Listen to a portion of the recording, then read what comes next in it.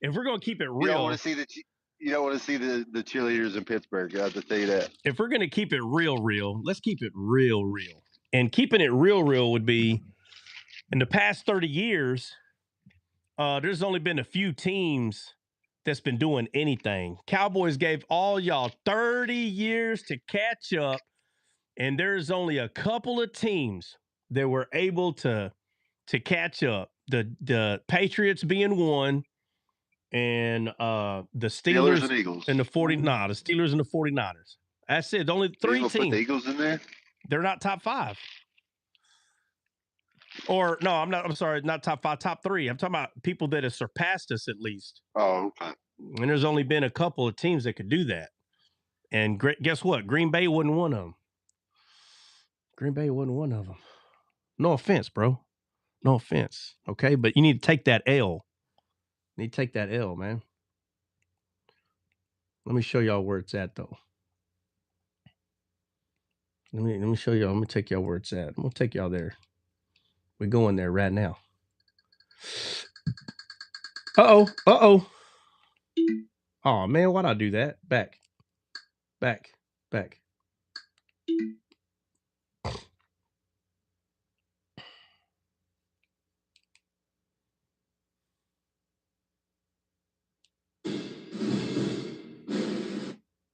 Oh, man, what happened?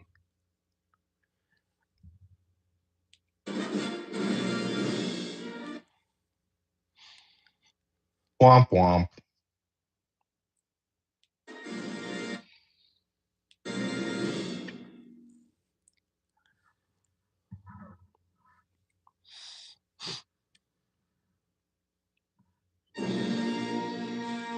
Switching over to animation.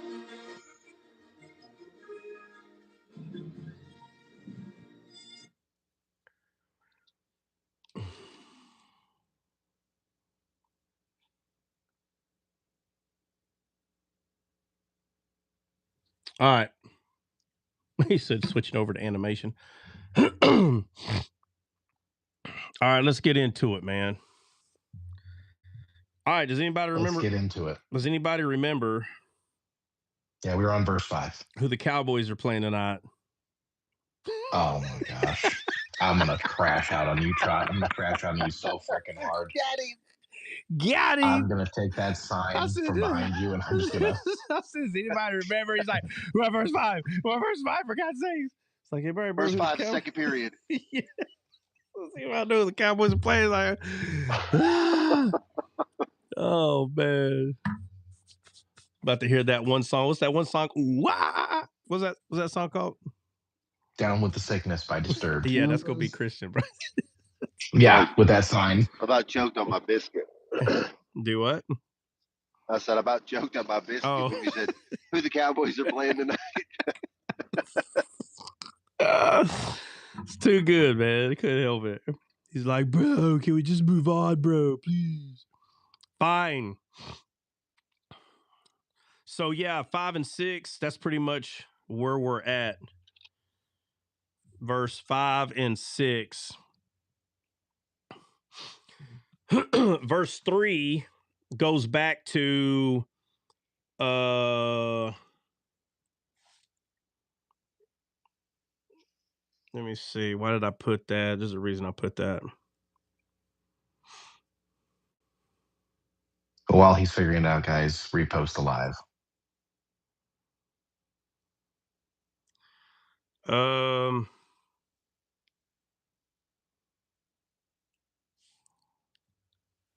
Oh man, what is going on? You know what? I'm gonna have to disconnect you and disconnect you. There we go, buddy. Yeah, no, I just need to put you right here. Man, I'll tell you what, I found a deal on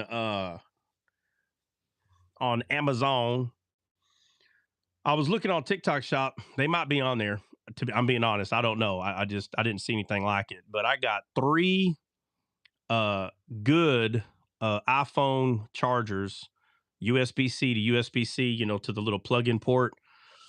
6 feet long. I got 3 of them for $9. And I was like, man, these things are probably no good. So I went and looked at a bunch of reviews, and it was, no, I'm sorry. Originally they were $9. I got them for $4.50 for the cyber deal or whatever. Y'all know what I'm talking about? Cyber Monday try. Yep, on Monday. Yeah, on Monday. Yeah, right. Cyber Monday. That's what it is. Anyway, I got 3 of them for $4.50, and I got them yesterday. So, I mean, we're talking over a $1 a piece. Even if they're $2, that'd be $6. They're $1 something a piece, and they work amazing. Like, they're heavy. I don't believe they're the Apple ones, but whoever the heck made them, they weigh exactly the same. The sizes are pretty much identical, except for the cord is 6 feet long on all 3 of them. My wife was laughing. She said, even if those things worked for only a year, it was worth it. I was like, yeah, $4. I was like, had to get on that. All right, so y'all know. What's crazy is Jennifer is the one that asked about John 15. She ain't even here. She didn't come yesterday either. She hasn't been here. Yeah, she ain't been here. She ain't been here. She wanted to ask for it. Hey, she heard the Cowboys talk. So, hey, somebody said, hey, look, somebody said, is your wife single? People are stupid. People are dumb. Is your wife single, bro? Yeah. Oh my gosh. People are dumb, dude. It's like, hey, is your wife single, by the way? Yeah, she is. Yes, my wife. Yeah. Single. How'd you figure that out? Oh, that's fun. Oh, that's funny. Oh man. Oh, you're still here? I thought I thought the person put it and left. Because people will put crazy stuff in there, right? And they'll just roll out. They'll just type stuff in and roll out. No, they're still here. They put a bunch of laughing faces. Well, I guess kudos to you for staying there. That's funny. Well, they normally don't. But this one did. This one said, I'm going to stick around. Okay. I'm going to stick around to see what he says. Yeah, I want to see what he says. All right, let's see. All right, let's see. I don't know you. I'll just call you Ol. There's a lot of whatever. All right, Ol, check it out. Do I look more like Joe Rogan or Jack Black? Somebody said, well, you look more like Jack Black. I said, well, the truth is I never got that until I grew my beard out. So the Jack Black comment was never made until the beard was grown out. So we're going to ask the comedian here. If you only could choose 2, okay? So you can't put Mary Poppins. That's not an option. So do I look more like Joe Rogan or Jack Black?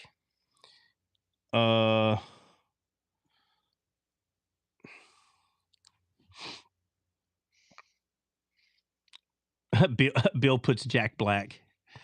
Let's see. Bill's here? Well, he's in here, yeah. Ol said Jack Black. Y'all are saying Jack Black because of the mustache and the beard. Hulk said Kevin Hart. I'm done. Kevin Hart? What the heck? Because you're short, Trot. Yeah. But if y'all saw, I went to go look at Jack Black's beard or mustache. Bro, his freaking, it's this big. Like, I look nothing like him. It's not even remotely close. I'm 100% would tell people I look nothing like Joe Rogan. Nothing. Not even a little bit. But I look more like Joe Rogan than I do Jack Black. So it makes no sense. I'm like, what? I don't look like either one of them. But what it is people... there's a lot of roles that he had a beard short like yours. There's a lot of roles he had beard short like yours. Did he? Oh, okay, my bad. Yeah. Because I looked him up the other day, bro. This sucker is like out to here. Like his hair is probably... Yeah, no. I can get hands full of that sucker. No, he used to keep it like more tighter to the face with just the mustache kind of thing like you got. Okay. Yeah. Yeah, yours will get unruly if you let it too. Oh, anybody's will. Yeah. Use that beard oil. That beard oil. He said, "You kind of look like Ralph from Wreck-It Ralph." Bro. Come on. Bill, the old said that, the comedian dude. All right, let's see, Bill. Bill, I don't understand what you're saying. No one does. You take the mustache, you are Joe Rogan, maybe, or remove it? Is that what you're saying? Remove it, take it off, maybe? Bill, please talk to text. Please. Hey, I gotta say this last one. I'll leave it alone. We'll move on after this. Oh my gosh. Let's see. Where'd it go? Oh, here it is. It says, "Would you rather be chased by one horse that is the size of a duck, or 100 ducks that are size of horses?" Definitely the first one. I don't know. I don't care. It's funny. I don't even care. Let's see. This dude, the comedian, said, "Good vibes. I hope y'all have a fantastic week. I subscribed." People are silly, dude. He subscribed because we laughed at his joke. You know what? Your jokes aren't funny then. How about that? Unsubscribe.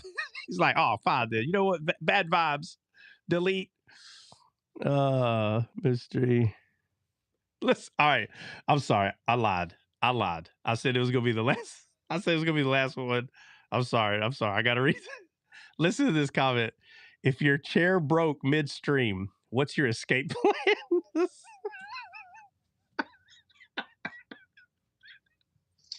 Do you have a bug out bag for your chair breaking? Yeah, bro. Come on. That's good, man. I don't care who you are. If your chair broke midstream, like, you know what I mean? Like, okay, you're just sitting there. Your chair breaks. What's your escape plan?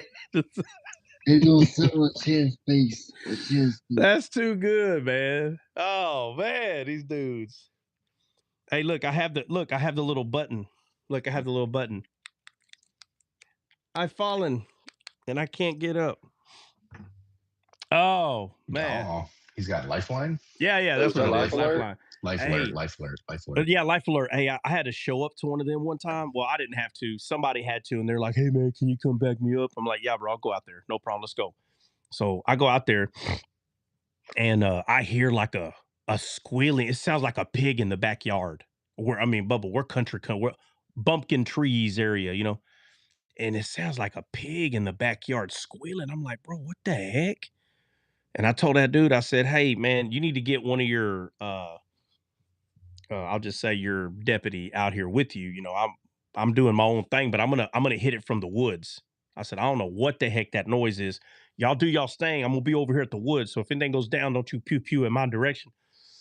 So I go in these woods back here, and I started on the far end, and I literally sprinted all the way through these woods to get to the back of this house, and I'm observing like I can't see what's making this noise, and I'm telling you, I would not have thought. And I come out of there, and I'm just doing my thing. I'm just gonna say it. I'm low crawling. Okay, it's dark. It's dark. I'm low crawling. I'm getting up there. Oh, I'm actually high This crawling. is serious. Oh yeah, because we got the dude got a call that there's an incident going on over there, and they didn't give me all the details. He just said, "Hey, this area." Well, I think we're all relating this to like an 80-year-old woman life alert. You're on a different level here. Well, first of all, I'm just telling you that y'all said life alert, so it reminded me of something. You'll see it ties in. It ties in. So I'm not on something different. The call that they got is relevant. Anyway, so I'm in the back, and I'm actually high crawling, but I'm trying to stay as low as I can. And I get all the way to where there's a big tree right behind the house, and that I'm right behind that tree. And so I make it to that tree. I stand up, and I'm kind of looking, and that squealing is still going down, and I can hear that it's not an animal, it's a human. I can tell it's a human now. And I'm like, "Bro, what the heck is going on?" And so behind the house there's a little shed, and I know that noise is coming out of that shed. Now I know for a fact.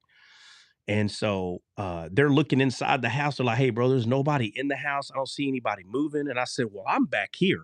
There ain't nothing going on back here except for in that shed. So I said, y'all just both come around the east and west part of the house, and I'm going to come from the back. And I said, meet me at that shed.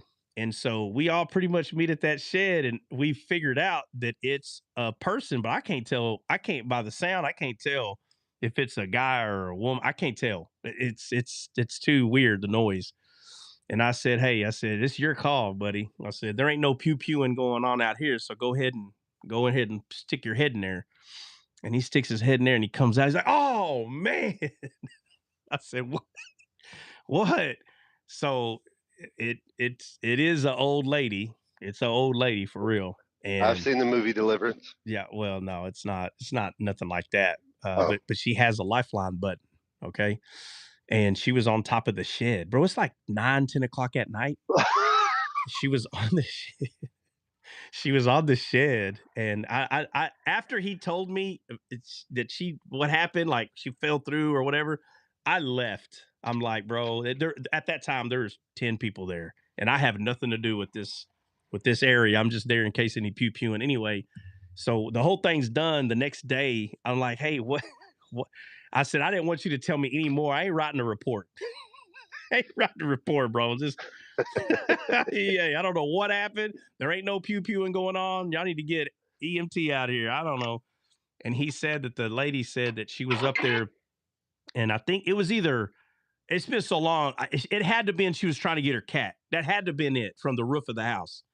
And she got a ladder, climbed up there, got on top of her shed. Well, you know, it's supposed to be a sturdy shed. Bro, it's made out of that real thick metal. The whole top of the shed is metal, that sheet metal. Well, I guess the nails rusted out or whatever, and it caused her to start sliding. Well, you know, she went to hold on, but it kept going. So when it left from under her, she went through. She wasn't strong enough to hold herself up. She went through, and there was a pipe. There was a pipe sticking, some kind of pipe. I don't know if it was in the ground or just attached to something, and it went right through her leg, her thigh. And so thank God she had that lifeline button, because that's who called them out, because she was pushing it. I was like, oh. That'd have been rough not to have that thing. Yeah. Yeah. So Lifeline, get yours today. So, Life just Alert, FYI, we're sponsor not the sponsored. Descaled stream so that we can be on Spotify, Apple Podcasts, get a bus, get a plane. Get your Lifeline today, man. Not available in Alaska or Hawaii. Trot was running to get a jump start to get on the toilet. What? To get on the toilet? What are you talking about? Hulk? He's just making a short joke. He says you have to run and jump to get on the toilet. You're so short. They used to always say, they always make fun of my height. Man, when I stood up next to Hulk the first time, I was like, God dang, you're just as tall as Dre. I said, man, you might be taller. He might be taller than Dre. I never made them stand next to each other, but well, Hulk says he's 6'5". Dre says he's 6'2", 6'3". So yes, Hulk would be taller. Yeah, I think he is. All right, let's get into it. I'm done. Thanks for for Ol, the comedian. Let's see. And the new subscriber. Thank you to Life Alert. Yeah, Life Alert. Thank you. And TikTok, our sponsor is Life Alert. And the TikTok shop may sell them. I don't know. Go check it out. All right. Somebody go ask Jennifer why she brought up John 15 and then she's not here 2 days straight. That's odd. Is she on Life Alert? Somebody go check. She okay? Everything all right? No. That's what I was getting ready to say. Does she got a cat or a shed? Yeah. Make sure she ain't hurting. She might be outside hurting. We're over here just going on with John 15. She's in the background. Wait. Well, we don't know if she has a cat or a shed, but we know she lives on a farm. Remember that day she came up with all those roosters crowing and all that other stuff? You know, so there's probably a cat around there somewhere. So you're saying there's a chance? You're saying there's a chance. Well, you got to be quicker than that. All right, so John 15:5. Let's see, John 15:5. I am the vine, you are the branches. He that abideth in me, and I in him, the same bringeth forth much fruit. For without me, ye can do nothing. We went over that yesterday. I started reading 6. That is, if a man abide not in me, he is cast forth as a branch, and again, a fruitless branch, because up here he says you have to bear fruit only through him, and it is withered, right? Withered because it's no longer connected to him, and men gather them and cast them in the fire, and they are burned. So verse 7, and we went over put forth your hand from all that. Let me make sure my notes are tracking. All right, so today, let's do this.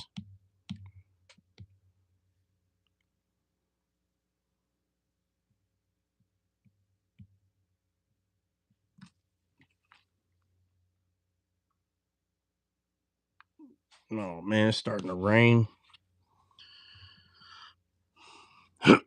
Signal looks good though.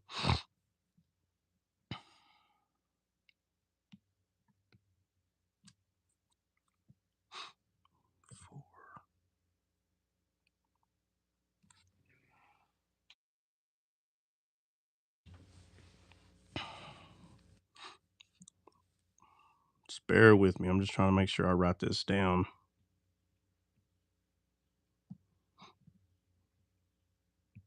All right.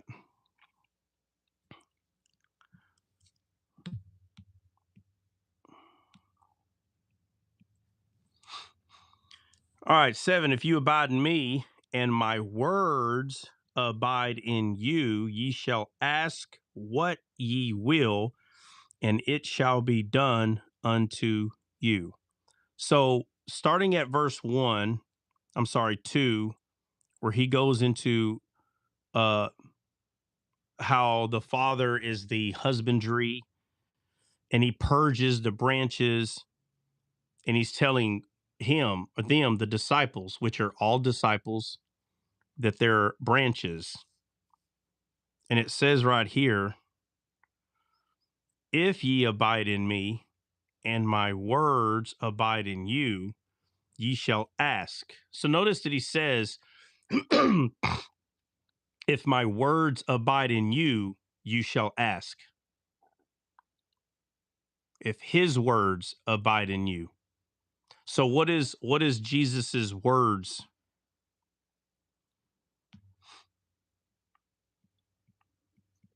Love. I guess would you say that's what he says about us?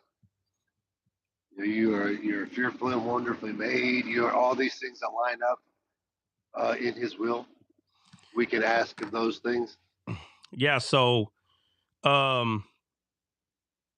he obviously he goes into it more, but we can kind of hit it from right here.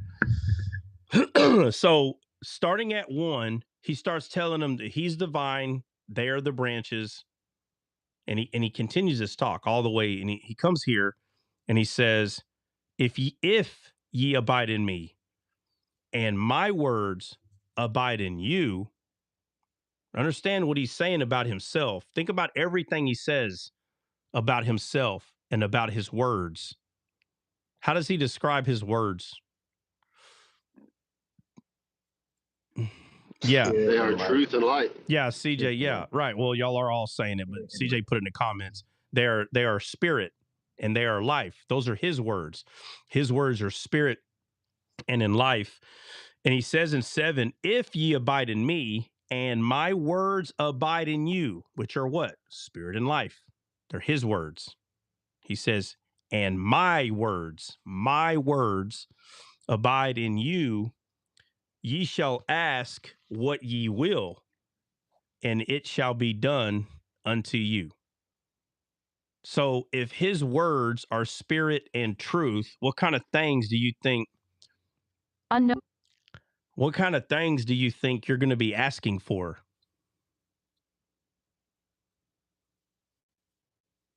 Things of the spirit, Yeah. things of truth. Things that of spirit and things that are of truth. That's what you're going to be asking for, because they're going to line up with the will of God. Jesus said, not my will, but your will. That's what he said. And so we're going to say, not my will, but your will. So when people read this right here and they go, if you abide in me and my words abide in you, you shall ask what you will. They literally take this and say, you can just ask for whatever you want, because it says, ask what you will. But if your words are his words, that means your will is his will. So the things that you're asking for are things that are already his will already. You're just believing now that they're going to occur.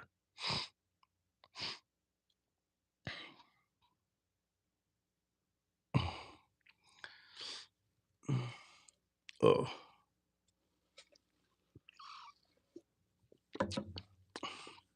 That's why it's important to know what he's talking about when he starts talking about how we're branches that are connected to him. So if he says we cannot bear any fruit without him, it's important to know that nothing that we're doing regarding spiritual things are coming from us. They're coming from him. That's number one. And number two, just because you're in him doesn't mean that our job is to talk to him or like ask him for things regarding the things that are not of the spirit, and think because first of all, how are we connected to him? How are we one body with Jesus? That's what I was getting ready to say. Is I've seen plenty of limbs on a tree that are connected, but they're withered. Yeah, they're dead. Yeah, they're dead, but they're hooked up. See, and that's and in this context, this it baffles me, man, how people think that that their mind is in this world, everything is of this world, and then they go asking God, and their main focus is this world. If the focus is this world, what is making you think you're abiding in him in that moment? Like, in the sense that you know what his will is. His will is for us to make disciples. That's his will. That's his will, for us to make disciples. So if his will is for us to make disciples, what are we asking for? And it says, ye shall ask what ye will. People literally take that as, bro, what do you think that means? You ask for what you want. Bro, what part of you is connected to him? Is your flesh connected to him? No. No. The Bible says that the enmity and the spirit are against one another. They're at odds. So your flesh is not grafted in to this vine. Your spirit is. The Bible talks about that double-mindedness, because on one side you're chasing after the spirit, and on the other side you're chasing after the flesh. Right. Which, yeah. So it's never wrong for receiving unction from the spirit physically, you know,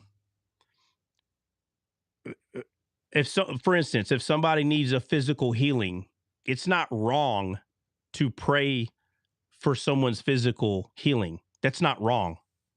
It's not wrong even a little bit. But when you think that the physical healing overrides someone's spiritual healing, then you've missed it. You've missed it. People have to be spiritually healed, meaning be born again. That is a healing process that happens on the inside. It's a fact. But the physical healing of someone does not override a spiritual healing. So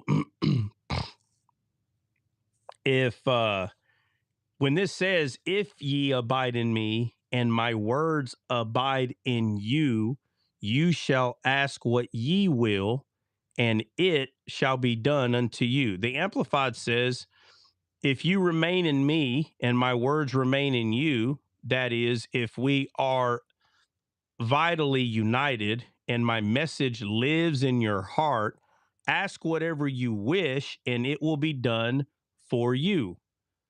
But the part that it adds, the amplified, is where it says, that is, if we are vitally united and my message lives in your heart. If his message lives in your heart, and what was Jesus's message?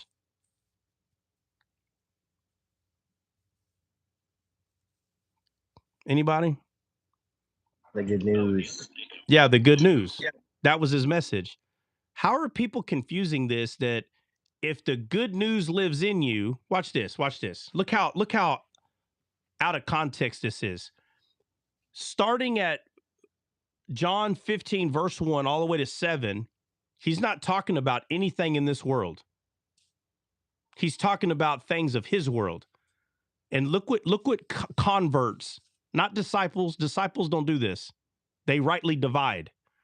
But a convert would read this and they'll take verse 7 after reading this in context, that he's clearly talking about his kingdom. He's the vine, we are the branches. Does that make sense here? Or does that make sense in his kingdom, what he's saying? But they take that and they say, yeah, right here. They'll say right here, it says, if you ask, whatever you ask for, he'll give it to you. And they start thinking about asking things in this world, when the whole time he's talking about his world.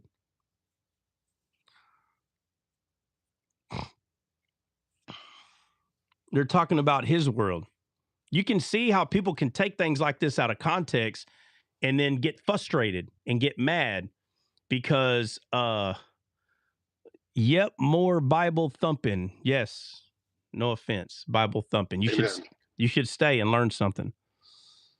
Hey, Jennifer's here. Oh my God! Like you're talking about his kingdom, all that stems from the Spirit. Yeah, it all stems from the Spirit. But look how out of context someone can easily take this, right? And I know I don't have to, and I'm not going to, but John 15, verse 1, all the way to 6, it's not talking about things of this world. It's talking about things of his world, because he's talking about things that are his will. And then we get to 7, and he's still talking about the same thing. If you abide in me and my words abide in you, you shall ask what you will. And right there, they hear that and their eyes go to this world. Now, how does that make any sense? Somebody help me out. How does that make any sense? How do we go from what he's talking about in this other world, and then you tell yourself, oh, well, if I ask for anything, watch this. Let me show you what just happened. Let me show you what just happened. It's the same issue that happened in the Garden of Eden. Whatever is pleasant to your sight, that's what you're focused on. And there are people that what has become pleasant to their sight is this world. That is more pleasing to them. So when they hear, ask what you will, they go straight to this world. They go to these physical eyes. That's where they go. And they're like, oh, I can ask. They're like, oh, I can ask for whatever I want. Let me see. What do I ask him for? There's a fine line there too, though. Like, yes, you can ask for things in this world, but if it's a carnal thing, it can still be something physical and not be carnal, in my opinion. Yeah. So what I'm talking about is, in context, though, he's not talking about this world. So in other parts of the Bible, right, he'll say, look at the birds. They don't worry. So that's where we would use that, because those birds are in this world. He says, look at the lilies. And he's talking about physical plants. And he says, he's literally saying, look how they rain. They're beautiful. They don't worry. So in context there, that is where we use, guys, in this world, we don't have to worry. He's going to feed us and clothe us. Like the things that are necessities, they will be taken care of. So that's, as long as it don't fall under that lust of the flesh, the lust of the eyes, and the pride of life. That's right. So in context, that is where you go to talk about that. But right here, that's not where we go to talk about that. That's not what this is talking about. So he says in 7, if ye abide in me and my words abide in you, ye shall ask what you will, and it shall be done unto you. Why? Why should this thing be done unto you, whatever you ask? Because he's getting you to focus that when you're in him, your will line up with his will. That's what he's talking about. He's not talking about this world. Now, if you want to say, well, he is regarding souls, well, then yeah, because that's his will. But again, those things are spiritual. That's why he said, if my words abide in you, and what are his words? Spirit and truth. So anything you ask. So this goes back to Mick. What's up, man? I know you had an awesome vacay. I'm glad you did. It was needed because I know that you're a team member and you got a lot of work building up on your desk. Everybody's like, what are you talking about? So let's move on to 8, but I want to make that clear there. And he says, herein is my Father glorified. So this is how you know that he's not talking about just things of this world. Jay White, what's up, bro? This is how you know he's not talking about, oh, hey, that's oh no, I thought I saw Cineo in here. But he says, herein is my Father glorified, that ye bear much fruit, so shall ye be my disciples. Notice how from John 15, verse 1, all the way to 8, the context still hasn't changed. It hasn't changed. He's still talking about them being disciples. He says, herein is my Father glorified, that ye bear much fruit. He's again showing what things that we need to be asking for to bear much fruit. That's the thing. Can y'all see it? Yep. But people will take this and say, well, it says ask what you will. Again, how clever God is to still keep it a choice what you decide what is pleasant. Do you understand what I'm saying? He's still the way he tells us the truth, there's still room for you to decide what is pleasant and what's not based on your own sight. And someone that has the sight of God, they're always going to choose the will of God. And I'm not talking about sin. I'm not talking about whether you're sinning or not. It's crazy when people keep bringing that up. I'm talking about if you know what to pray for. When people are confused what to pray for, I always say, we have a problem. We have a problem. How are you confused on what you need to be praying for? How are you confused on what God's will is? How is that even possible? He's like, well, because I was going to the school over here and in this school, and I just don't know which one God's will. I'm like, wow. So now we got to go over this right here. He don't care which one of them you pick. That's like if you go fishing, he doesn't care which lure you pick, for God's sakes. Well, it's like, should you open your tackle box, really? Should you be like, I think I'm going to choose the black and chartreuse today. I'm going to go with black and chartreuse. Lord, I really feel black and chartreuse, but if it's not your will, bro, stop. Stop the nonsense. That is not what this is talking about right here. But you have whatever you will, and you're like, okay, Lord, whatever your will is, let me see, whatever I want it to be, but your will first, Lord.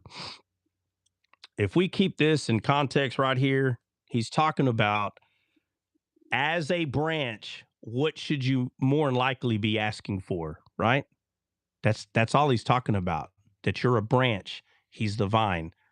And then he gets to after he tells you to ask for whatever you want, the next thing he says is, herein is my Father glorified. Ask for whatever you want. All right, Lord, I want a good job. That's not what this is talking about. It's not talking about that. But that people that have glorified this world in their eyes, that's what they hear, because this place have become pleasant to them. So it becomes number one. So anytime they read the Bible, when they read the Bible, this place is what's in their head. So you'll hear things like, I need you to make it more practical. That's what you'll hear. People get mad at me. We'll but try. Yeah. Think about that in a physical sense. How many things can a branch, that is attached to a tree, how many physical things, or just things in general, can that branch ask or require of the root that it's in? Right. That's what I'm getting at with that. Without trying to say the answer, this is what he's talking about. If you were a branch, now again, let's just take it to a physical tree if we have to. If you are a branch of a tree, what could you ask from that tree? Anybody? I mean, really, just bear just fruit the and liquid grow and the leaves. Yeah, so the only thing you can ask for it is water. That's it. Yep. You can't ask anything else. River of living water. That's it. That's all you can Bellies of ask. living water. Right. So what is that? Give me one word other than water that can help someone understand what that is. What is that? If you're receiving water and you're a branch, Sustenance. well, yeah, it is. But Hydration. yeah, no, but I'm talking a spiritual word. Well, it's the spirit. It's the living water. It's Life. That's it. Life, light. Yeah, but there's one word. I just don't want to give it. I don't want to give it. And all those things are right, but it's the most correct answer. So what are we asking? Increase is correct, but there's a word that puts all them. This one, faith is true too, but we already have faith, right? Because if we're grafted in, that only happened by faith. So we're not asking for faith. We already have that. Increase is true. All those words are true, but there's one that's most correct. That's the most correct answer. I'm just seeing who's going to get it. And you'll see. Huh? A refreshing? No. I mean, you can still use that word. Truth, you can still use that word. Fruit, obviously fruit is the thing you're going to produce, but we're talking about the water. What's the water? Ask the question again. Okay, so remember, guys, as a physical branch, we know the physical branch gets water. So when Jesus says that we are the branches, okay? So if you can picture both, meaning you are the branch, the only thing that the branch can ask for is water. I'm talking about a physical branch. But us, even though it's living water, what is it that we're asking God for? Drink. Okay, you can't say Mick said living water. He said that. Guys, listen. It's a spiritual word. Okay? A spiritual word. Yeah, there you go. Danette. Wisdom. That's the answer. I said wisdom. Okay. Well, I didn't hear you. Did anybody hear Christian say wisdom? I didn't hear him either. Bro, pull a recording. No. No, I'm saying nobody heard you. We're not saying whether you said it or not. Nobody heard you. Somebody said wisdom. Yeah. No. Look, all of us know the answer, guys. It's the most correct answer. So what did Solomon pray for? Wisdom. So the Bible shows us that the spirit of wisdom, right? In the Old Testament, wisdom is what?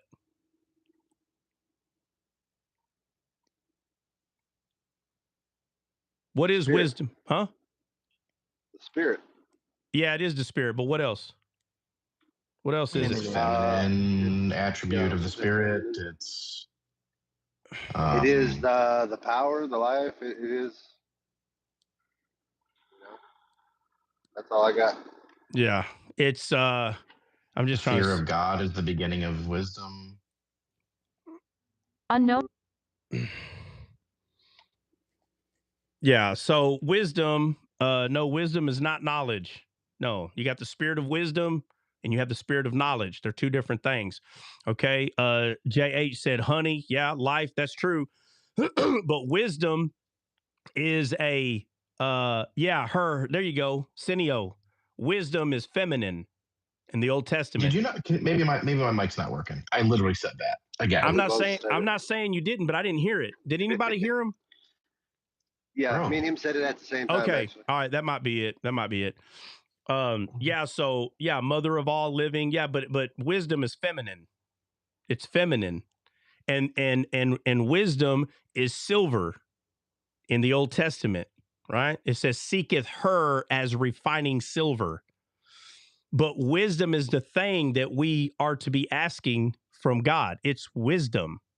So when you receive Christ, it is true that the spirit of wisdom is in Christ, and Christ is wisdom itself. It's true. But I'm telling you, if you've never prayed for wisdom, do it. If you've never prayed, you need to do that. I don't care if you say something stupid like, whatever wisdom Trot's got, I want that wisdom right there. I don't care how stupid you have to come off.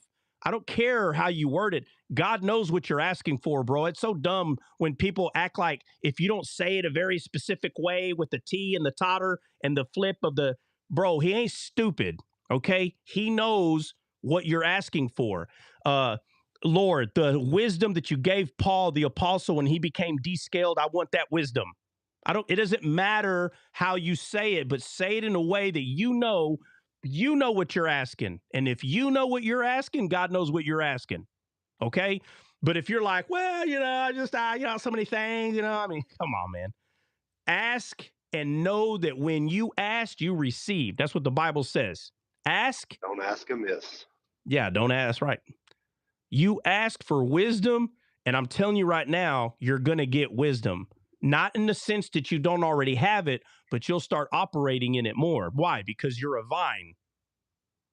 Well, and wisdom itself is a shepherd. It is to lead and to guide. That's what it's there for. That's what it's there for. So if you're questioning whether you have wisdom or not, don't question it anymore. It says right here, you are a branch. He's the vine. You are the branch. And he said, you can do nothing without me. So I've never seen a branch struggle to push out fruit. I've never seen it. I've never seen a branch like, and then boop, a grape comes out. I've never seen that. That's not how it works. It slowly produces. But that liquid that's inside that grape came from the root. And if Jesus is the good ground, and he's the good seed, and he's the good root, and he's the water, all he's saying is you have to be in me. That's all he's saying. You got to be in him, and him in you. So in right here, John 15, verse 7, if ye abide in me. That's why the branch.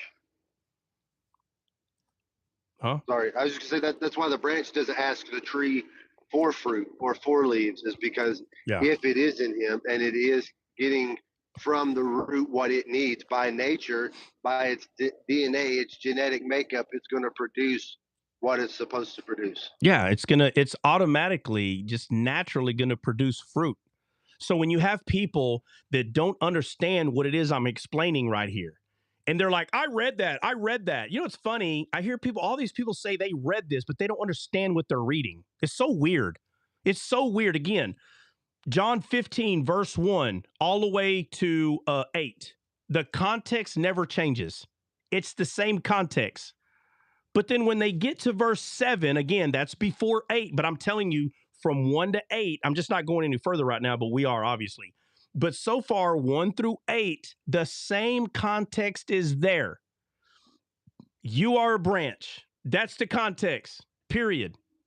But in 7, this is what people do. And I'm going to say it again. If ye abide in me and my words abide in you. So again, what is his words? He says, if you abide in me and my words are in you. And how does Jesus describe his words? Spirit and life. Spirit and truth. Spirit and truth. It's not wrong to say life, but just to keep it more simple, he said, my words are spirit and they are truth. That's what he said. And he says that when Satan speaks, they're lies. So Satan speaks. but he speaketh lies, what he says. But here in 7, if you abide in me and my words abide in you, which are what? Spirit and truth. He says, if they abide in you, ye shall ask what ye will. And they go, see, you can ask what you will. And their eyes start looking at this world. That's what I'm trying to tell you about what happened in the garden. I'm trying to tell you what happened in the garden. That when Eve said that this tree right here that she was told not to eat from, she said, this tree is a tree that is good for food, pleasant to the sight, pleasant to the eye, and a tree desired to make one wise. Was she deceived when she was saying this or not? Yes. She was deceived. She was deceived. 1 Timothy 2:14, she was deceived. So when people say, no, Eve said that the tree is good for food and the tree is pleasant to the eye. See, it was pleasant. Eve said, bro, was she deceived or not, bro? This is craziness. So when I tell someone, bro, the tree of the knowledge of good and evil is Satan. It's Lucifer. That's who it is. And instead of ministering to them, he lied, bro. That's why God said, don't eat of him. Don't do it. Well, yeah, but the city The way planted. God set that up in the garden is that you should bear fruit. Everything should reproduce after its kind. That's right. And that's where this is right. And that's where all this is going. Yeah, and that's where this is going. So when the Bible says be fruitful and multiply, who's he talking to based on John 15, 1-8? He's talking to the church. No, I said based on John 15, 1-8. Just the words that's being used in there. I want only the words that's being used in these verses. The word church is not used in here. He's talking to the branches. He's talking to the branches. So when he told Adam and Eve, be fruitful and multiply, what were they? Branches. That are supposed to be grafted into him, right? Yeah, they had to make a choice. They had to be, but they were supposed to be grafted into him. They're supposed to be grafted into him. So if you're not grafted into him, can you be fruitful and multiply? No. You're going to produce his fruit. You can't produce his fruit because you're not grafted into him. So when I was talking about where was the marriage, where was it? It wasn't. There was no marriage. Adam and Eve, this is very hard for Christians to hear. Adam and Eve did not choose God. They didn't. He said, be fruitful and multiply. Based on John 15, 1-8 so far, what's the only way that you can be fruitful and multiply? Be grafted into him. To be grafted into him. Let me ask you this. Were they fruitful and multiplied? Were they fruitful and multiplied? No. So where are we getting this idea? Where is this lie coming in that because God made Adam and Eve, they were already like gods? And I'm not saying gods like they were gods. I'm saying they were God's people. Where is this coming from? I don't understand where people are getting this from. When you start understanding what the Bible is saying, it is showing you that Adam and Eve were not fruitful because they were not grafted into the vine, which is the tree of life. And the only way that you can be grafted into him and have eternal life is to eat from the tree of life, which in the Bible, eating is believing. And they did not eat and believe from the tree of life. That's what the New Testament talks about, the farmer's field. Someone crept in and planted a bunch of tares. Yeah. And then you'll hear people say, oh, hold on. Those are two different stories. Hold on. Okay. No, it's not. You're just doing your math the wrong way. Yeah, it's not. Now, if we're talking about something based on context, like for instance, let's say the prodigal son. I'm going to show you. if we're talking about the prodigal son, and then we're asking questions about the other brother that's there, what would be a question about the other brother in the story of the prodigal son? A physical question, a very basic question in that story. Why didn't he become the heir when his brother left? Yeah, why didn't he become the heir or something like that? Listen, in context, we can have that discussion. And then if I start talking about David, and then someone goes, well, if you take David and the prodigal son, but yet the discussion is, how come this person didn't become heir?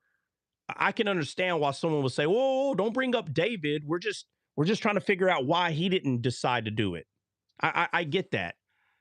But the reason it's hard to do that is because Jesus is the author of the entire Bible. And every time he puts a character somewhere, it does coincide with a lot of other parts of the Bible. And so what Christianity, for whatever reason, and I have a reason why I think it happened, and I don't have to share it here, but right now anyway, this second. But what has happened is somewhere along the way, there's been a lot of misunderstanding regarding why it's okay to see all the stories like as one big story, and then people will tell you, no, you can't do that, and then they have these phrases, oh, you can't do that because that's called da da da, or you can't do that either because that's called, and it's like, that's funny, because what you're saying for what we're not supposed to do, Paul did it all the time, but yet you're saying we're not supposed to do that. How is that the same wisdom Paul's using?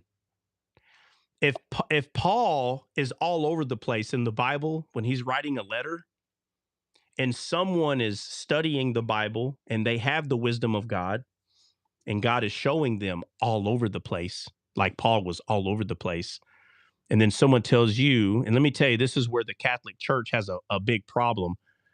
I know. This is where the Catholic Church has a big problem, because they'll say, well, none of our saints made you a saint. I'm using their verbiage, okay? And they're like, oh, well, if our saint didn't make you a saint, and this guy didn't put their hands on you, this very specific guy right here, and the vicar didn't put you in front of everybody, like they have these very weird rules. And I understand where they got the rules, because in the Bible, they're laid out this way. And they go, well, then there you go. Well, then there you go. Well, it's very possible that some of you guys lost y'all's way, period. I don't care what you say. And they're like, no, it's not possible. Okay. For some reason, there's this nonstop argument with this, and I have nothing against anyone that's claiming to be the denomination of the Catholics. None whatsoever. It's just funny. They come out of the woodwork with some of the stuff that they say. And y'all remember when when they told Jesus, because Jesus asked him, hey, what are y'all talking about? And Jesus asked them, hold on. They were talking amongst each other, and Jesus asked, hey, what are y'all talking about? And they said, oh, there was this man over here casting out demons in your name, and we forbade him to do so. Do y'all remember what Jesus said? Does anybody remember? Yeah. He said, leave them alone. He said, because if they're not against us, they're for us. Okay, so if Jesus and the disciples were the Catholic Church, who laid their hands on these guys to do this? How come Jesus didn't say, hey, you go tell the apostolic succession, you got to lay hands on them? How come Jesus didn't act like that? They claim that they did have apostolic succession from the 72 when they went out door to door. Allegedly, these people had their hands laid on them. Yeah, but the thing is, but Jesus said, what did Jesus say, Mac? He says, shut up, get behind me, Satan, you dirty. Oh, sorry. No, Mac, what did Jesus say about these people? But watch this. Why did they forbade them, though? Why did the disciples forbade them to do what they're doing? Because they thought that they were more important, that only the 12 should be doing it. Well, because they knew that they thought that they were separate from Christ. But they were separate from them. And their carnal head. If we're being honest, they were being honest, like, hey, y'all ain't part of our flock. Ain't that what they were saying? Yes. You're not a part of the group. Right. That's what I just said. Right. Yeah. And they weren't. Right. And they weren't. So when they try to come back, like, well, they actually had apostolic succession. Well, that's not how that played out. I don't care what you say. That's not how that played out. Jesus said, hey, if they're not against us, they're for us. Why would Jesus say if they're not against? Bro, if they were supposed to be vetted, Jesus would have said, fear not, for they have been vetted by other people that you know not of. That's not what Jesus said. He said, if they're not against us, they're for us. So what the Catholic denomination has done is they lie to people and make people think that people are against them when they're not. That's some scary stuff. They're lying. They're going out, and if you don't believe the way they do 100%, they'll just start telling everybody, look, they're against us. Bro, that is not how that works. That is not how that works. You should know when someone is not against you, and they don't. That's a scary place to be. Now you no longer know who's for you or who's against you. And so you think the way to do it. So they think the way to do it is to just keep asking about doctrine. They think that's the way to do it. Because see, being saved, having Christ, right? Knowing that the person you're talking to has been saved through the death, burial, and resurrection, that's not good enough anymore. Now we got to go to step 2. You know, it's kind of like when I used to, deal with certain gang members, they wanted to continue to like vet them. Like, oh yeah, what section you from? Yeah, you from the 14th and the 9th. Oh yeah. Do you know so-and-so? And then, okay, cool. And then it's the next thing. And then it's the next thing. And they keep doing this vetting process. This is where the Catholic denomination has gone. There's this, if you pass stage 1, there's a stage 2 and an 8 and a 12 and a 52. It's no longer, are you saved by Christ? Do you believe in the death, burial, and resurrection? That's no longer good enough. Now there's 42 steps. And if you fail in one of them steps, they're against us. It doesn't matter if you can preach the Trinity better than they can. That don't matter, because over here, this dogma is not correct. And they're more focused on trying to separate than they are trying to show how we're all one. They're trying to separate. It's a very scary place to be, actually. So, but back to 7. If ye abide in me and my words abide in you, ye shall have what ye will. So all that stuff we were talking about is how people go back to this and they say, you will have what you will. But yet, well, hold on. Oh. But yet in context of John 15, 1 through 8, the whole context remains that you are a branch. That's the entire context. Let's see.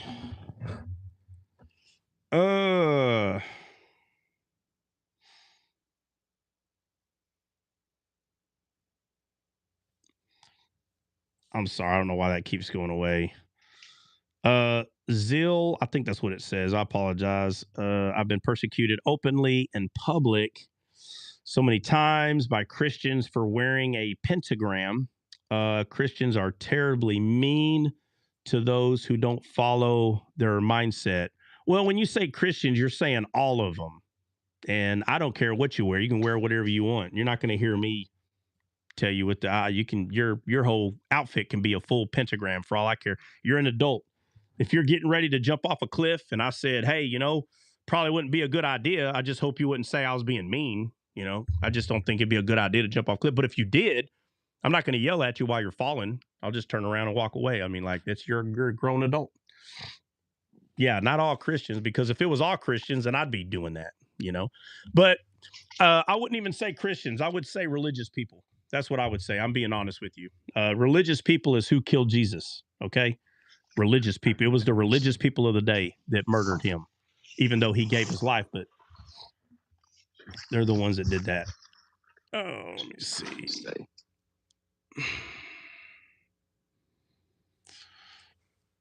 Let's see.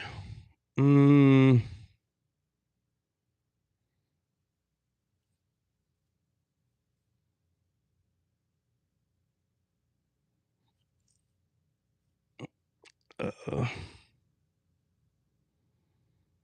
me see. So organized religion caused these? Yes. Organized religion. Yes. Because they're still religious people.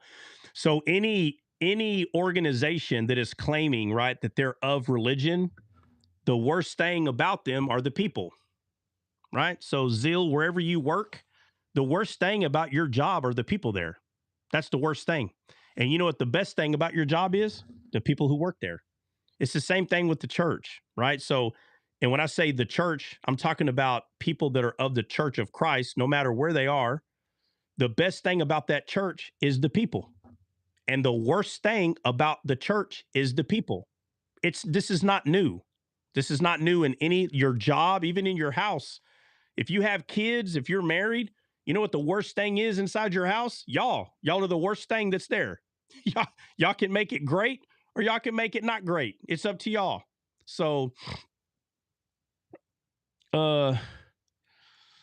yeah. So in a religious organization, right? Where you said organized religion. In an organized religion, you're going to have people there that are amazing and you're going to have people there that aren't. Period, the end. But if we say that organized religion, right? If there was 100 people in there, if you were to say all 100 of them are the problem, then now you would be a liar if you said that. But a problem will come out of that organized religion, whether it's organized or not. The problem's going to be there because people are there. Okay, so misunderstanding the Bible is where people have a problem. Misunderstanding the Bible, right? If you understand the Bible, then you'll know that wherever people are, there's going to be problems. Whether it's a church, whether it's a business, it doesn't matter what it is, right?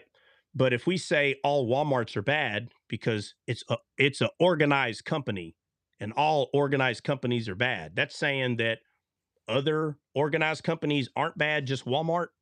Like that wouldn't be true either. If people followed what they preach, we would have a better world. No, that's not true either, because there are people that preach things that are wrong, and I'm not even talking Bible. Anytime a human is opening their mouth and talking, they're preaching. I don't care if they're talking about God or not. If a Can I say person, something to that? yeah, which part? Well, just if they practiced what they preach, the world would be a better place, because the world has a huge problem with Christians practicing what they preach when it comes to certain lifestyle choices. And we go out there and we'll speak against something, practicing what we preach, and then they'll still call us hateful. Like, so it's, for the Christian, it's a lose-lose situation, no matter if someone believes you're doing it out of love or not. Yeah. Yeah. Well, yeah, but just on the context of what the person is saying, because the person is saying um, a lot of things in here, and I'm not reading all of them because I'm trying to catch up with some other people's. Um, you agree with Dustin? I don't think I don't think you should, because it looks like if my mods are erasing what Dustin said, Dustin probably said some crazy stuff. So I wouldn't be too quick to agree. I don't know what Dustin said, but what I will say is, and we'll get back to John 15. What I will say, the conversation here is, if people were less selfish, it would be a better place. This is I don't know what that, if people were less selfish. Yeah. So um so self-centeredness is the root to all grief. Okay. Zil, self-centeredness is the root to all grief, right? It's the root, self-centeredness. So when you say if all people were not selfish, yeah, that's being self-centered. And there are people that, and you got to understand, we only live to 100 years. I'm sitting here telling you, if we lived in this world for 1,000, there will be some amazing people and there'll be some ugly people. But there are people that are continuing to learn in the direction that's correct. Sometimes it takes people 50 years to learn how not to be self-centered. And by that time, it's almost too late. within 25 to 50 years, they're not here no more. Do you understand? So if somebody was to be alive for 1,000 years and it took them their first 50 to 100 years to learn how not to be self-centered, then we can start making things better. But let's be honest, how many people learn not to be self-centered at 20 or 30? Very few. It's not enough. It's not enough to make a huge change the way you would want to. People are not alive long enough here to make this big change. I'm sorry. I know people wish that's true, but what ends up happening is at the end of people's lives, when they're just learning how not to be self-centered and how not to do this, they've already disrupted 50 to 100 people's lives already. And so here they are at age 25, 35, some 60, for God's sakes. And the very short time that they have left, instead of making disciples, some of them can't. They're still trying to learn, like, what could I learn to make disciples? That's where they go. That's where they go. They're like, oh my God, I wish I would have known this when I was 20. And so here they are at age 50 years old, and they're like, man, I need to start making disciples.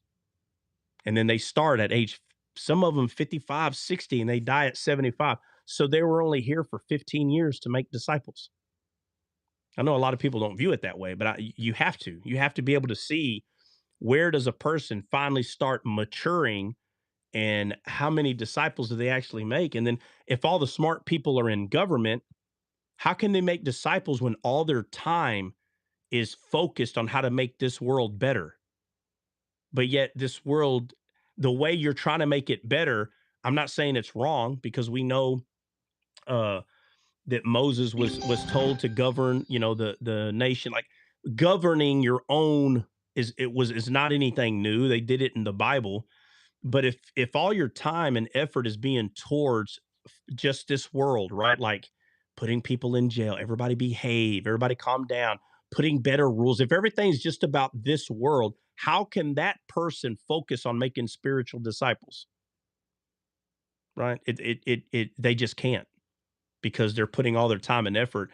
Is that wrong? I'm not talking about whether that's wrong or not. That's not, I'm just saying that this world can only be a better place when people are being spiritually discipled. But it's hard to spiritually disciple someone when you're still 20, 30 years old and you still haven't figured out how not to be self-centered. So if you're still being self-centered, and the next literally 80% of the world is all about me, being self-centered, then who's making disciples spiritually? Nobody. So if spiritual disciples are not being made in this world, then how's the world supposed to be a better place? Because the only thing that can make the world a better place is the spirit of wisdom, which is God. It's the only thing. So, and I'm just saying that based on some comments that were made.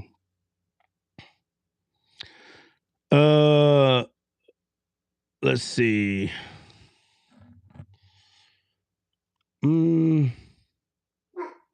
Dustin, no, we don't live to be 100. We live to be 60 or 70. Dustin, I don't know why I even have to explain this. I'm not saying all people, brother. I'm saying there are people that make it to 100. So I'm saying best case scenario, Dustin, let's say that you're one of those people that make it to 100, okay? So obviously most people die before they're 80. I mean, it's just common sense. I didn't feel like I had to freaking say that. Like, it's crazy. Let's see. Well, technically, we can live to 120. Well, I mean, there are people that live past 100. I'm just saying, based on statistics, most people don't live past 100 years old. That's all I'm saying. All right, but going back to what we're talking about here. Unknown caller. But going back to what we're talking about, John 15, 7. If ye abide in me and my words, if you abide in me and my words abide in you, ye shall ask what you will, and it shall be done unto you. People read that and they hear, ask what you will, and their eyes go to this world that God is telling them to ask about these things. That's not what it's talking about. This is not telling you to ask God for stuff here in this world. It's talking about, in context, you're a branch. And if you're in him and his words, which is the living water, which are spirit and truth, and his words abide in you, his words, which are spirit and truth, you will ask what you will, and it shall be done unto you, the branch. So if you're a branch, what do you think the branch is asking from the vine? I know we went over this already. We're going to go over it again real quick. What does a branch ask from the vine? Be honest. Water. Water. That's what the branch is asking for. That's it. The branch is asking for water. And the whole point of that is because he's saying, Christian, can you mute up? The whole reason why he's saying that is because if you're a branch, your will should line up with his will, which means you should be asking for wisdom. And if you're asking for wisdom, that wisdom of God is going to tell you to do what? Make disciples. Right, which is being fruitful and multiply. So when God told Adam and Eve, be fruitful and multiply, is that what they did? Negative, sir. They did not.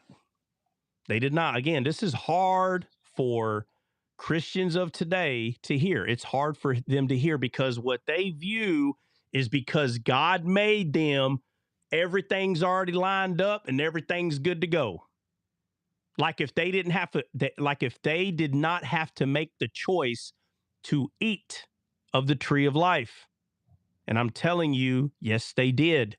The marriage has to take place. That's why the whole Bible is about a marriage, the entire thing. The marriage is not a new concept. In God's eyes, it's not a new concept. Man, hold on a second. What is going on out here?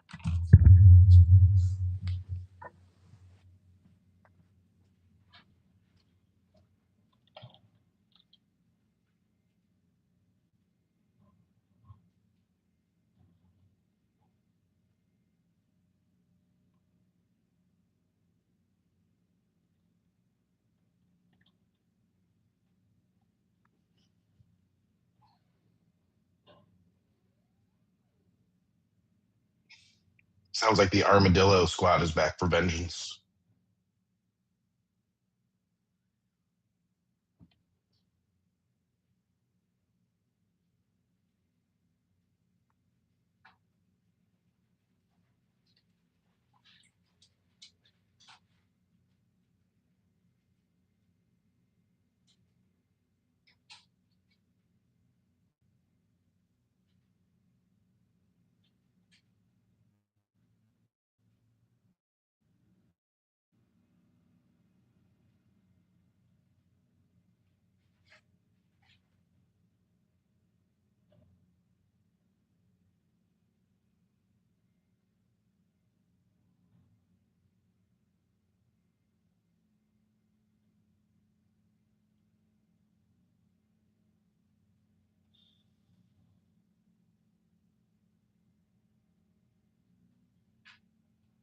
What brings you up, M?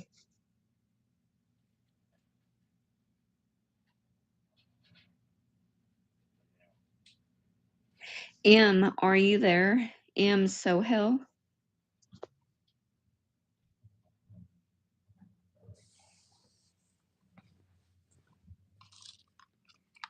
All right. A guest on the panel. I don't think he's there, though. Oh, okay. Christian, you there? Oh, no. I am here. Hey, look. Here am I. Look, can you see that?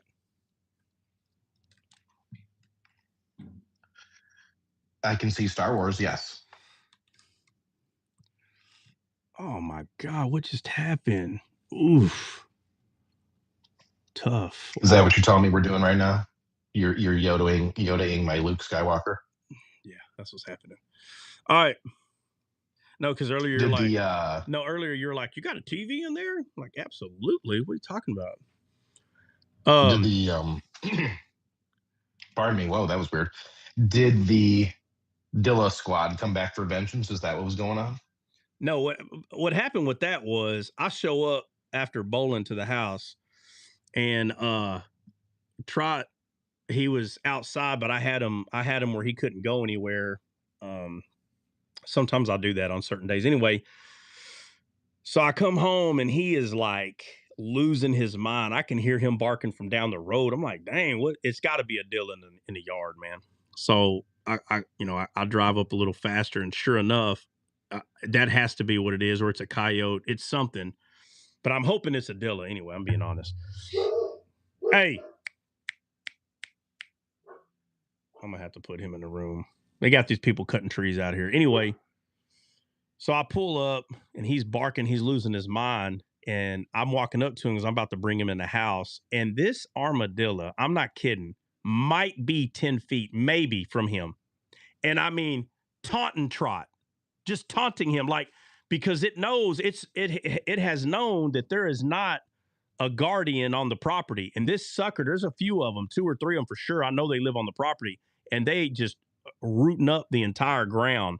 And I said to myself, if I ever see you outside and I know you're not like you're in the center of the property, because they're not as fast as you think. They're not fast, not compared to a dog. And I said, I said to myself, if I see you ever in the center, because they like to stay on the outskirts sometimes. They don't want to come in. And but I noticed they've been coming in because I've been seeing that rooted up ground.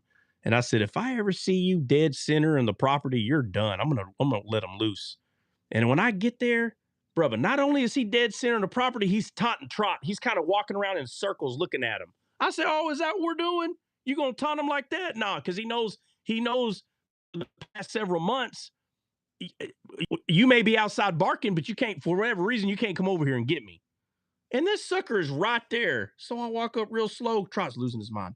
And I said, hey, I tap him on his ear. He looks up at me, and he looked at that Dilla again, and he was on him. He didn't even bark. He already knew I was about to let him go. And I let him go, and I said, get him. Man, when Trot started running at him, that Dilla goes, oh, crap. Bubba, you could try to run all you want. That was a wrap. All I seen is that Dilla get tossed. It's dark. I can't really see very well. It's pitch black outside. But all I know is I saw Trot's head go down, and I see that Dilla get thrown up in the air. I was like, that's a wrap. And I ran over there and grabbed the girls. It was their first time getting exposed to that, and I wanted them to go over there and have their thing. So I let them go, and they're looking at me like, what? Do we go? Do we what? And I was like, girls, go. And they know what go means. They get that. They're like, go? Okay. And they sprint over there with them, and now there's 3 of them. That Dilla didn't have a chance. That sucker was done. He didn't have a chance, or she, whatever it is. But I know there's a couple Nick more. said all armadillos have leprosy. Do what? Do what now? In the comments, Mick said all armadillos have leprosy. They have leprosy. Well, Trot's gonna have leprosy in his stomach. I'll tell you, he's eaten about 50 pounds of leprosy, or 100 pounds of leprosy in the past 5 years.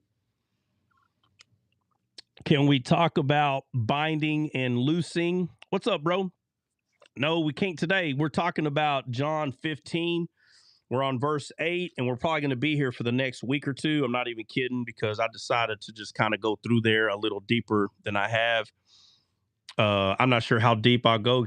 I can go pretty freaking deep with John 15. But hey, I was talking to my mom yesterday about this particular subject, which is kind of funny.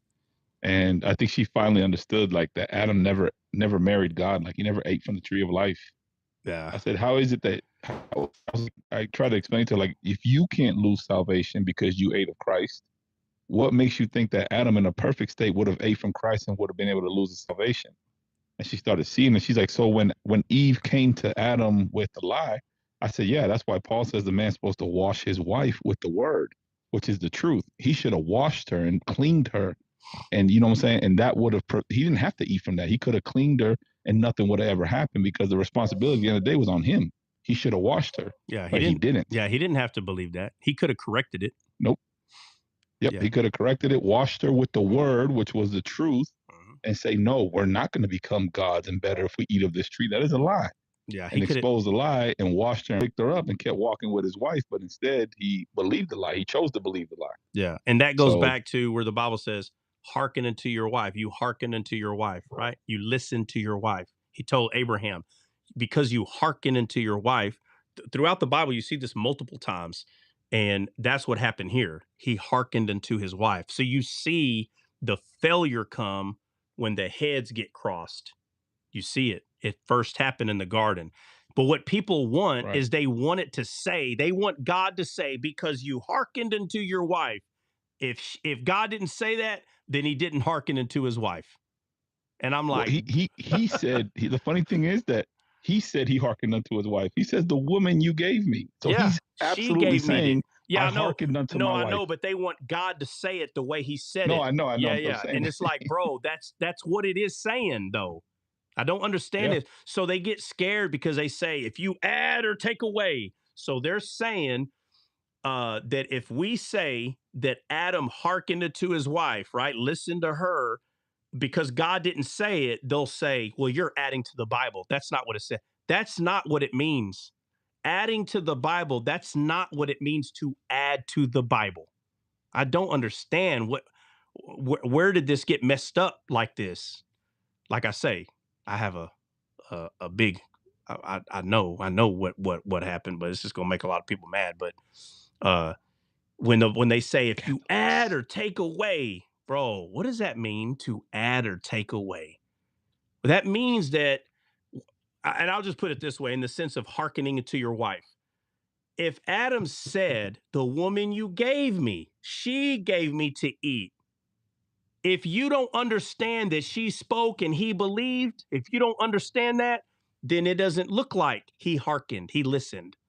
But when you understand that the Bible is referring to eating, that means believing. When you understand that, then now you know that you're not adding, you're not taking away nothing. But to those that don't have ears to hear, but those that don't have ears to hear, they'll tell you that you're changing what the Bible is saying. And that right there shows you they don't understand what it's saying. The funny part is that when you go through the Torah, you'll see that God laid down a certain amount of laws, but there was a lot of laws that were created by the quote unquote Sanhedrin, the elders, and Moses. So they were adding onto the law now. They were adding. Yeah, right. So now they're wrong. So they're all wrong because they Right. were adding. No, bro. Yeah. So what do we do with the laws today? Like there's so many additional laws. Like for example, like you can't turn on a light switch. It never says that in the Torah that you can't turn on a light switch or drive a car. So now we added that. We Right. added So that as a now, halacha. We right. added So, that as a law. right. So now everybody's going to hell because they added. No, bro. Exactly. No. It doesn't. No, those That's not what people. that means. Like No, adding those. and removing would be like to deliberately change what the Bible is literally saying for like to deceive people, which is what Right. Satan does. Right. So, right. Adding and changing Islam. is what, like when you see Jesus being tempted, it was him that was adding and taking away. Him, because he was trying to use the word to tempt Jesus. So he was using the word to do something it wasn't, and it wasn't meant to do that. So what he was doing. So when people say, "Well, Lucifer knows scripture too," so like let's say you talk about scripture and you're telling people what scripture means, but yet it's pointing to Christ. How is that deceive? Deception is when you're taking people away from Christ, not bringing them to him.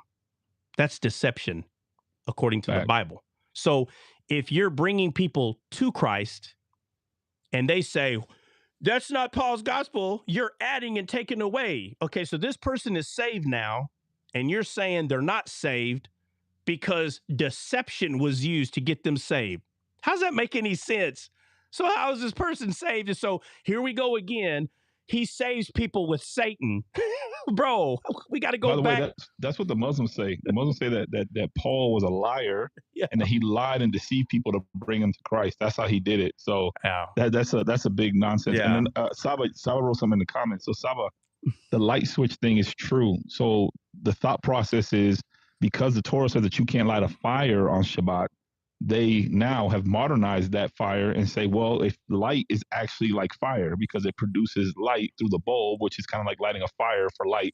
So they condemn that. And driving a car is combustible, so it's fire in the engine. So technically, you're breaking Shabbat by driving a car. So that's where that thought process comes from. I just want to clarify that.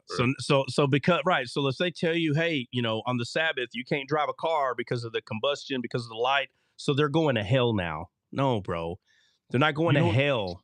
They're not going to hell. You know what's funny? They had an argument. I like watching this stuff. It's crazy, but they had an argument like, are Teslas now technically, can you drive them? Because according to the Torah, there is no combustion, there's no fire, right? So it's funny because they were having this argument, and one of a Karaite Jew was like, well, I drive my Tesla. As long as it's within the confines of my city, it's okay. It's not breaking Torah. Well, okay. If they want to be technical, Christian, look up what makes a battery work. Electricity. No. Don't say nothing. Just look it up. Go to Wikipedia if you have to, and put what makes a battery work or operate, and read how it explains it. Yeah, but it's like riding a bike. You can't ride a bike. Like an ultra-Orthodox Jew won't even ride a bike because that's work. No, I know that, but I'm talking about as far as A fire. battery operates through a chemical reaction that converts stored chemical energy into electrical energy, providing a portable power source. Right. So just to be clear, if we're talking about any kind of fire, that's a kind of fire. Electricity is fire. I don't care. So if they want to play the game, then you can't even drive a Tesla. Because that's what I'm saying. A Karaite Jew is a sola Torah Jew, right? Yeah. So they don't take the halacha, they don't take the Mishnah. Right. So they're just strictly like Torah. Torah says fire. This is literally not a fire, so therefore it's good. But I mean, it literally is. That's what I'm saying. It literally is fire. Electricity is. I mean, the fire. Amish do the same thing just all the time. Yeah. Dre, by the way, the Cowboys are going to kill them lions, son. Oh, thank God I got to go. My wife is. Thank God I got to go right now. You got to go for real? You got to go for real? No, I do. I got a doctor's appointment with the wife. All right. Hey, I'm going to be texting you. Listen, bro. Listen, I better get a response to all my texts during the game. Listen, bro. You better. I don't want to hear no excuses, bro. Tomorrow you better come in here humble with your tail between your legs when you lose and say, I was wrong. I need you to man up when you get whooped tonight. I don't need to prepare a speech that's a lie. My speech is going to be very simple. Jordan, every one of y'all better come up on this panel and apologize for y'all's. Jordan said that the Cowboys were winning. Okay, listen. Okay, let me be very clear. Jordan said he doesn't want the Cowboys to win. So the only reason why he's saying that they're going to win is because he's not stupid. They're going to win. No, they're going to lose. I'm staying on business. I said they're losing. No. The only reason why you're saying that is you're hoping they lose, sir. You're hoping they lose. Well, hope deferred makes the heart sick. This dude's stupid. Oh my gosh. I am going to crash out on both of you.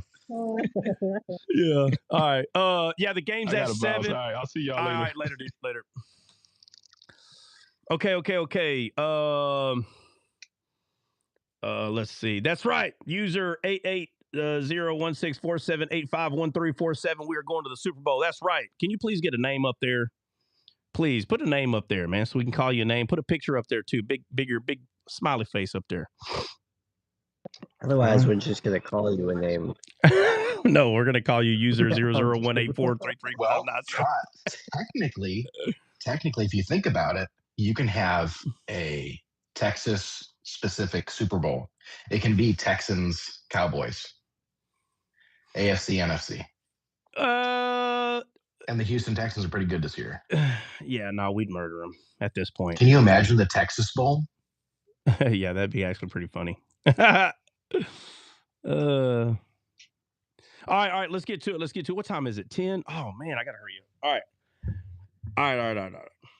So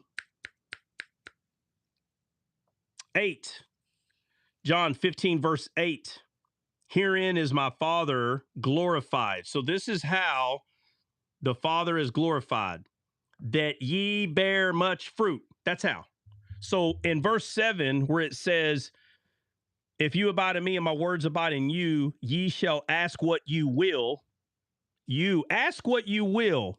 And people take that away from him talking to the branch that is in the vine. Now they no longer see themselves in the branch. I mean, they no longer see themselves in the vine. They all of a sudden they're out here in this world.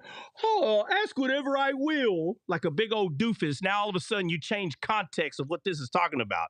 This is talking about you being the branch in the vine. And if you are in the branch and the words of Christ are in you, which he tells us his words are what? Spirit and truth. What in the world? If your words are spirit and truth, you're going to be asking things to fulfill the tree, not for yourself. You're not going to be thinking in context. This is not talking about this world. Now, when Jesus starts talking about, look at the birds and the lilies, he's talking about physical birds and physical lilies. And he's like, they don't worry. Why are you worried? But the context there is don't worry. How come he doesn't say, look at the birds and look at the lilies? When they ask, they get what they will. So you ask and you'll get what you will in this world. How come he doesn't say those things there? Why is he saying, don't worry about the worldly things? You understand? Why? Why is he saying that? Because if you...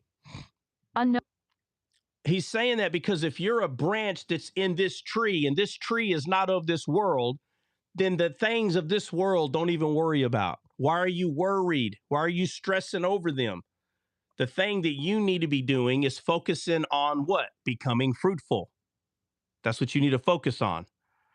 So in 8, here is my Father glorified, that ye bear much fruit. He tells Adam and Eve, be fruitful and multiply. They were not fruitful and multiply because they didn't choose to eat from the tree of life. If they would have ate from the tree of life, there would have been a marriage, they would have became fruitful, and they would have multiplied. How can you be, listen, can you be fruitful and multiply if you do not abide in Christ, who is the tree of life? No. And people say, that's not, they go to the garden and they go, it doesn't say any of that what you're saying. You're adding and taking away. No, I'm not adding and taking away nothing. What do you think he's talking about right here in 15, man? I'm the vine and you're the branches. He's talking to humans, mankind, you're the branches. So was Adam and Eve branches or not? Huh? They were. They were. And they're like, well, he doesn't say that there, so they weren't. Oh my God, bro. Come on, man. Yes, they were. 100%. And in order for them to be fruitful, they had to be grafted into the tree of life. But instead, they got grafted in to the tree of the knowledge and good and evil. That's what they grafted into, guys.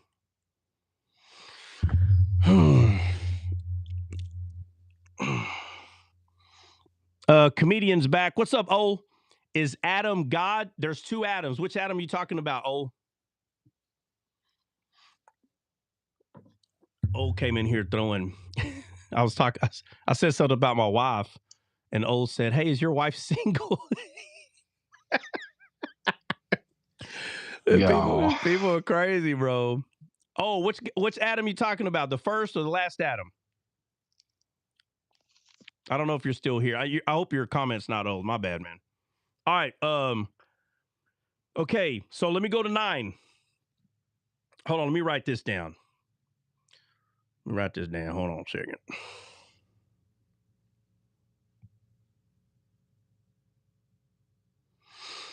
The first Adam? No, the first Adam is not God, man only. Yeah. No, the first Adam was not God. Okay.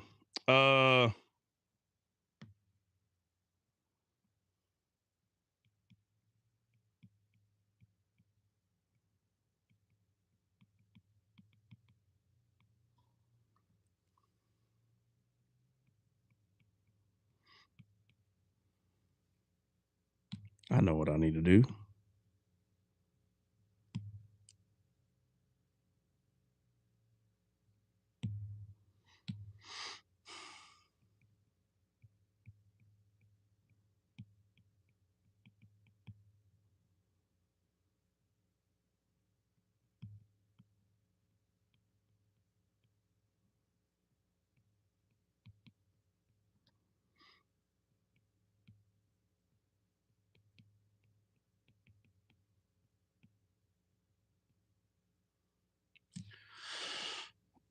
Ugh. All right. So he's telling us that we have to be fruitful in order for his Father to be glorified. Somebody tell me, how does that glorify the Father? How is the Father glorified when we bear fruit?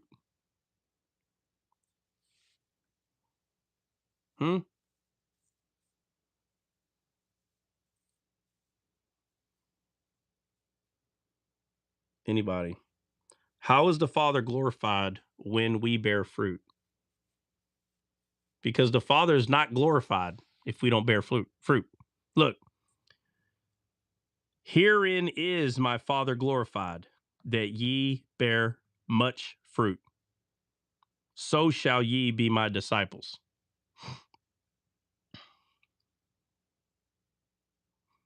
And in the Amplified, if you're misunderstanding, in the Amplified, my Father is glorified and honored by this.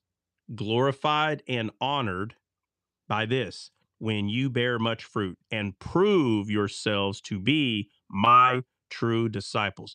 My Father is glorified and honored by this. He's glorified and honored by this when you bear much fruit. This has nothing to do with sin or commandments. Has nothing to do with that. It has to do by bearing much fruit, which is making disciples. So, how does that glorify the Father? How does that glorify him? The Spirit is birthing us. Yeah, but how That's my does guess. it glorify him? How is Well, he? it's Him that That's lives in us. yeah, but how's he glorified? How does that glorify him?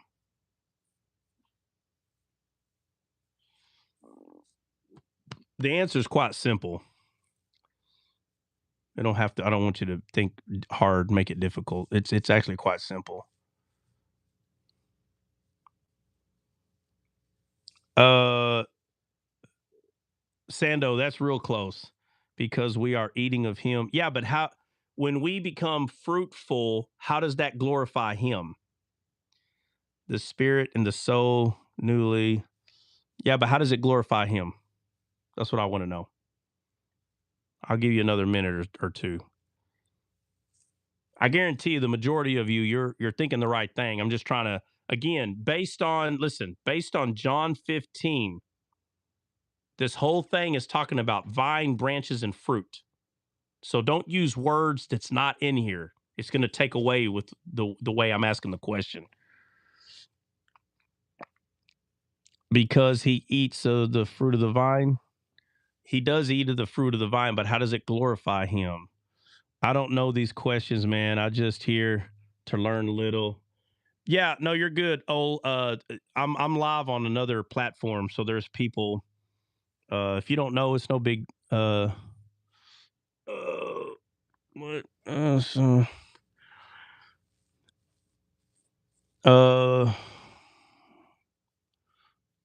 Get some hype for a hairline check.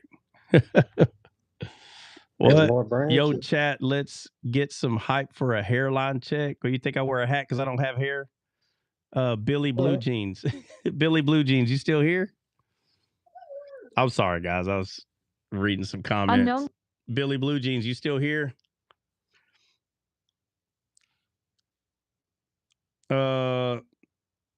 Yeah, how does that glorify him? How does that glorify the Father? It seems odd. This is what glorifies the Father, when you bear much fruit. How does that glorify him? And when I say the answer, y'all are going to be like, well, yeah. Well, I'm asking, use the words that's based on John 15, verse 1 through 8, so far where we're at. We abide in It his love. shows he's the nourishing vine. That's close. That's close. Mm-hmm. Adding to the kingdom, that's close. Yeah. Image and likeness multiplying, that's all. Y'all are close, but y'all are using words that are not. Listen to what I'm saying. Use the words that are used in John 15, 1 through 8. The word kingdom, Tammy, is not in there. Okay. It shows that the Hold on a root is second. good Hold on to a second. nourish. Hold on a second. Jordan, the word image, likeness are not in here. If you use the words that's in here, you'll get the answer. Y'all keep hopping outside of what we're reading. Grafted in. So Grafted in there. Well, yeah, but it's when I say the answer, y'all gonna be like, "Ooh, y'all." For some reason, y'all are going everywhere else. I told you the answer is in here. So when Jesus Christ said, "Glorify thy name," I think it's in John 12. Yeah, but we're in John 15. Oh my gosh, don't you dare say that ye bear much fruit. Well, no, that's it's very. I mean, I'm telling you, y'all are y'all are That's close. the word for word. How is the Father glorified?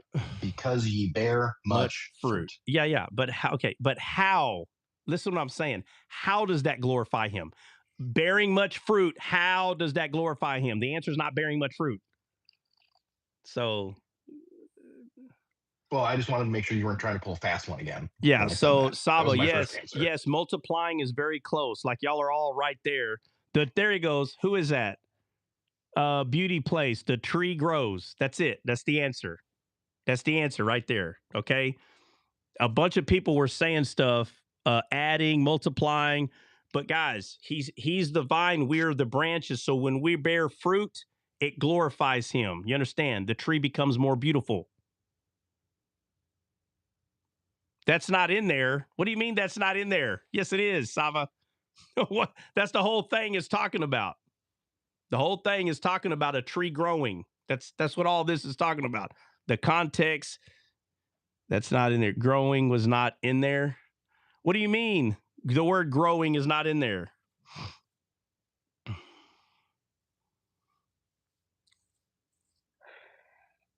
The word growing is Oh, in there. the word growing? What? What are y'all talking about?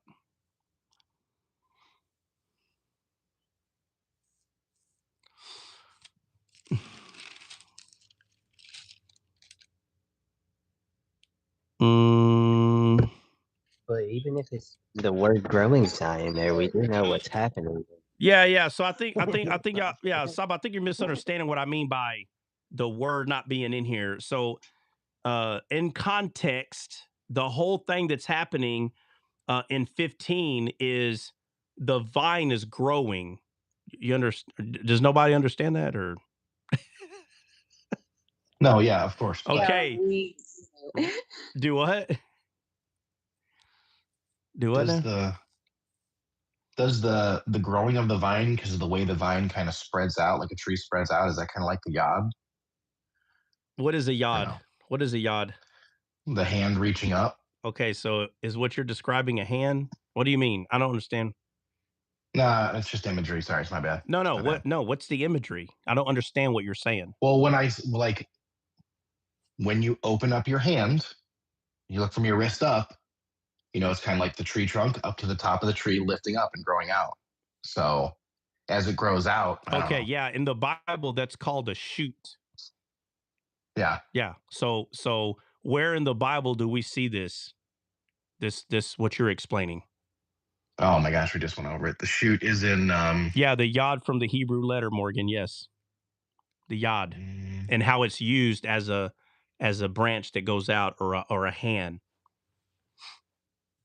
yeah, so it was just in Just look up the word shoot and go find it. because we're talking about like glorifying God. So I thought, okay, well, does that go with the other? No, it's the exact same thing, but the way you're explaining it, I'm just not understanding. But what you're explaining is how a branch keeps getting bigger, right? Keeps growing. Yes. Yes. Yeah. Yeah. Keeps Right. So growing up. what I'm trying to tell you is the way the Bible explains that is it uses the word shoot, like the branch, the shoot, how it's growing. I'm trying to show you how the Bible says it. So like when you read that, that's exactly what the yod is.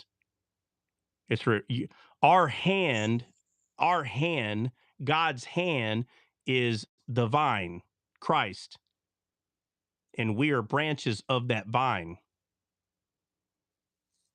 So it's the shoot. So we are the yod of God that the Spirit lands on. You understand? The shoot, the yod, the hand.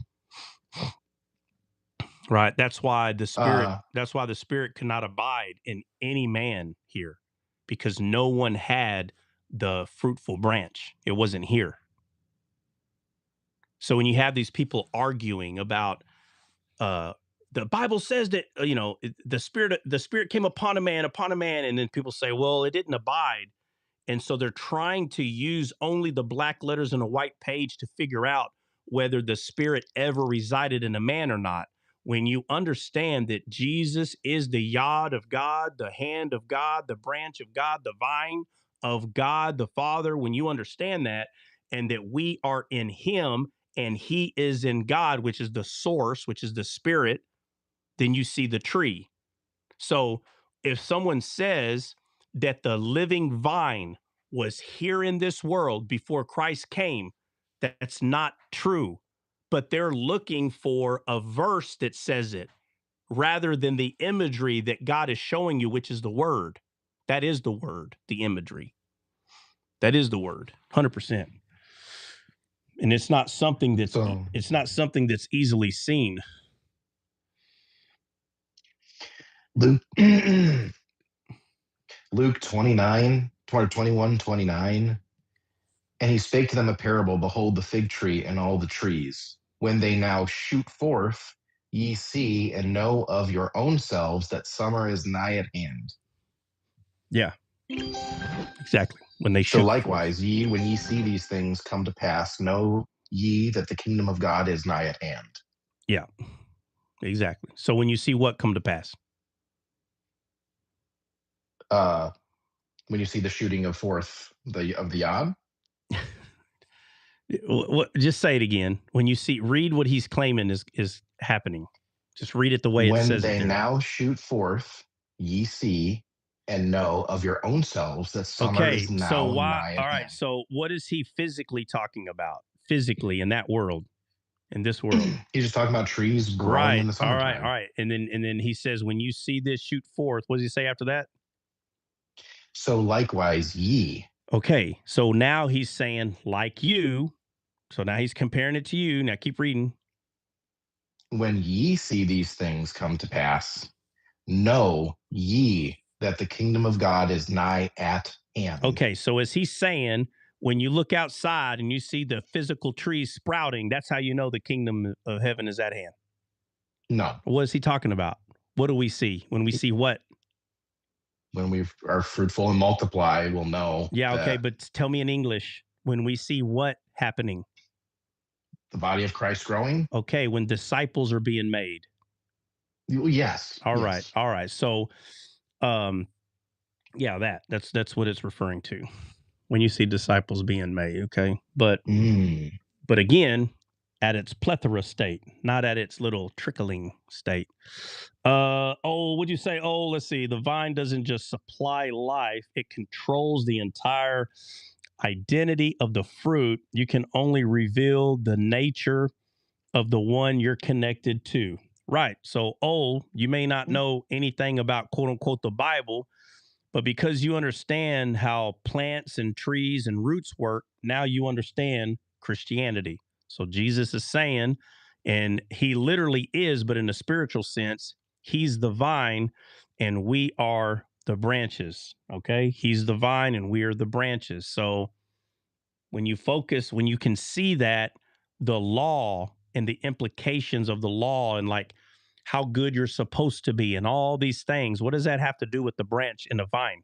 If a branch is in the vine, the branch is going to be what the vine is. That doesn't mean you're going to behave. When you say in this physical body, first of all, this physical body is not connected to that vine. This is where people who are trying to put themselves under the law, this is where they miss it, and they miss it big. Your physical body is not grafted into the vine. So if your physical body is not grafted into the vine, why are you looking at your physical body?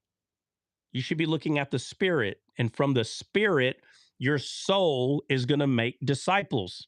Your body is not what makes disciples. Your body is dead. It has no power. It has no life. The body has no life. The soul does. And the spirit is not touching your body. If the spirit of God touched your body, you would die. Period.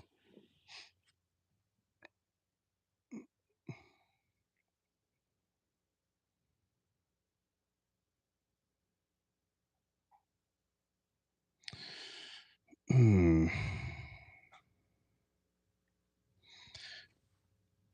right. Jimmy, are you a veteran, bro? Yes, I'm a veteran. What time is it? 10:55. I think we can do one more verse. Okay, so verse 8, herein is my Father glorified, that ye bear much fruit. That's how. So if Jesus is the vine, okay, and the vine receives water, okay, and the whole Godhead is in Jesus, the entire Godhead. That means Jesus is in the Father, just like he says, and the Father is in him. And Jesus says, but I am in you, and you are in me. This is referring to the branch. So you have Eden, the entire Eden, and it says that God planted a garden in the east of Eden. So just to make it simple, just picture the entire soil of Eden, God. Just picture, just to make it simple for your mind. And God planted a garden in the east of Eden. You understand? In the east. So the entire Eden, you can say that's God. And when God planted the seed inside the soil, it started growing trees that obviously produce seed of his kind, seed of its kind, same seed. And Jesus said that he is in the Father. Jesus is the tree of life. And the tree of life is in the soil, right? In the soil of Eden. But yet the tree of life is in Eden. And that's where God put man, in Eden. And we are the branches of the tree of life, which is the true vine. So because we're in Eden, Eden is in us. You understand what I'm saying? We are in him and he is in us, but Jesus is in the Father. So Jesus has a head, we have a head, but the whole Godhead is in Christ, the whole Godhead. And the only reason why the whole Godhead is in us is because we're in Christ. All right, here we go. Billy, you still here, man? Yo, chat, let's get some hype. I tell you what, Billy Blue Jeans, if you put I'm just playing around, but I'm still gonna say it. If you put a dollar in the chat, if you buy a chat box, I don't know what they're called, but you do $1, I'll show you my hairline. How about that? Since you want to hype up the chat, I'm gonna hype you up. Let's go, Blue Jeans. Put your money where your mouth is. $1 chat, super chat. Thank you, Night Night. Super chat, $1 in there, and I'll show you my hairline right to the now. Not right now, right now. As soon as you get it done. Somebody hype him up. He wants to hype things up. Let's hype it up then. $1 million. What the heck? My God. It's got to be the blue jean guy, though, man. It's got to be Blue Jeans. Johnny Neutro or whatever. No? It ain't worth $1? Mike said, should have said 5. No. No, if somebody sees him actually do it, though, if somebody sees him actually do it, y'all need to let me know because I don't want to miss it. And then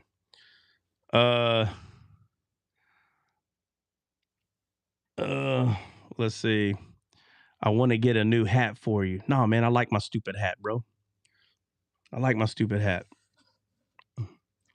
I'll tell you what, you put a dollar in there, well, it'll be towards a new hat. There'll be $1. Okay. Come back, come every month. Maybe after about 2-3 years, I might have enough for a new hat. Okay. $1 though. It don't got to be more than $1, I promise. You just got to do $1 for about 2-3 years, maybe. Max said, "Get you a MAGA hat." What do I need to get a MAGA hat for? What? No, I'm gonna get a hat that says Donald Trump's the Antichrist to make all you people smile. Oh, I'm gonna get one. Let me borrow $20 to tomorrow. Yeah, hey, where are you at? Where's that dude at? Billy Blue Jean, where you at, man? Hey, Billy Blue Jeans, let me borrow $20 to tomorrow.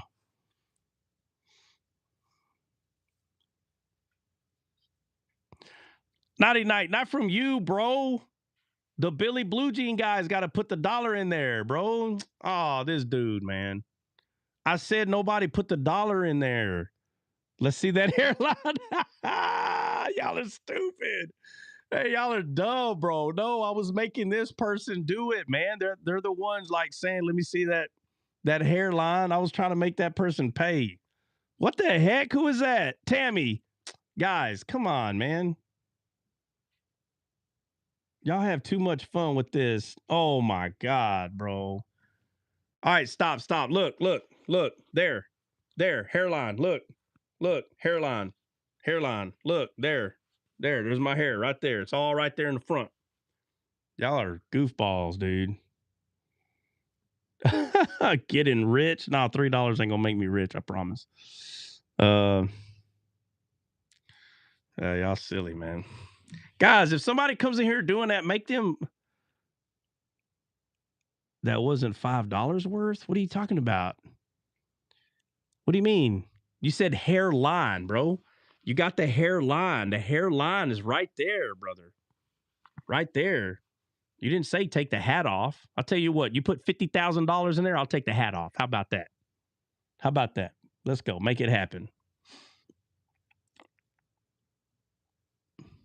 Take my hat off more often? Why? Why do you want me to take my hat off more often? I have a head full of hair, guys, okay? All you got to do is just go to my videos and you see my marriage videos. The whole hairline is there. I promise. Because you stupid. 99, you're cutie. Y'all are dumb. Why do you think my wife married me? You think she's the good looking one? Come on, man. Y'all tripping for real, man. She got a catch. Don't tell her I said that. Don't tell her I said that right there. She already knows it though, man. She's the one that I'm telling you, I ain't heard the story. Hit the Cash App. What the heck? Y'all being silly, man.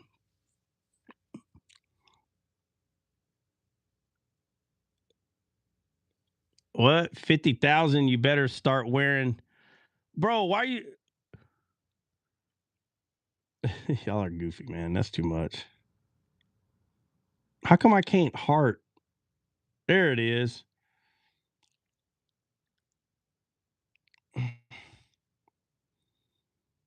Follow the 10 commandments and eat clean. It's not what goes in your mouth, Rob. It's what comes out of it, not what goes in it. Freddie, what'd you say? 50 G's? You better start wearing a what? What the heck is that? I don't know what you're saying. That I better start wearing that for 50 G's.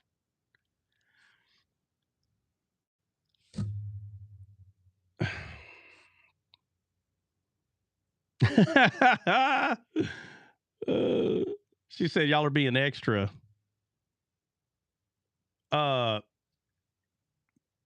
Freddie, what are you talking about, bro?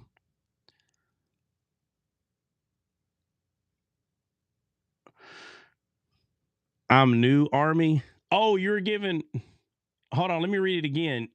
ACH. I don't even know what that is. An ACH, a Kevlar. Bro, I wore a Mitch helmet.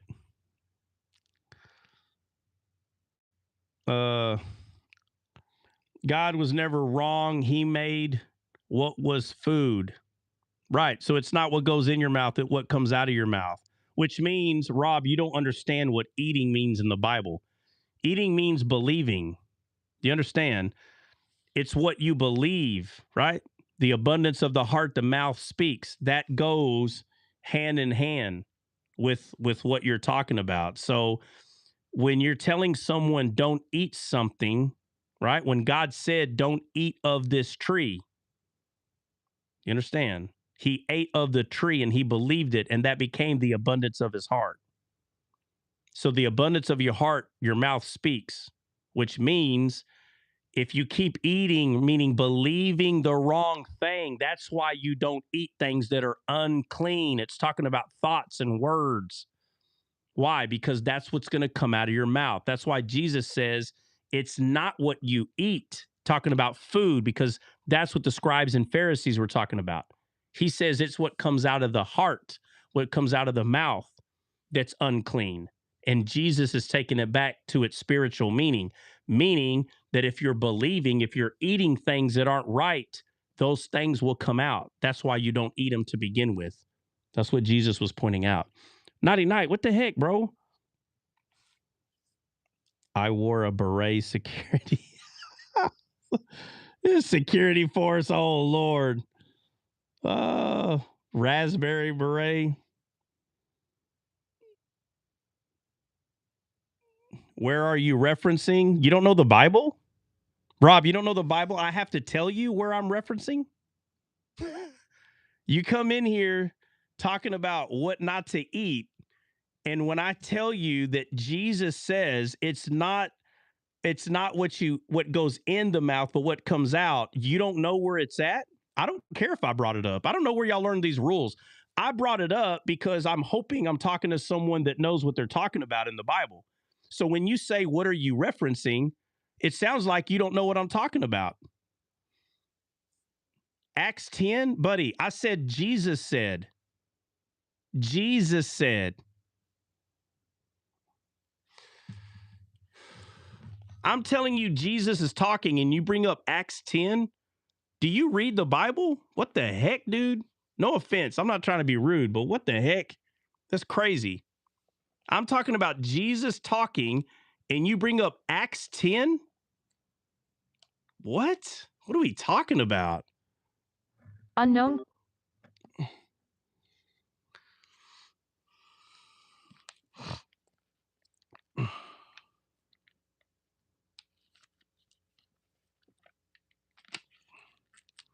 Made me lose where I was at, and because we're going to get back to that. First off,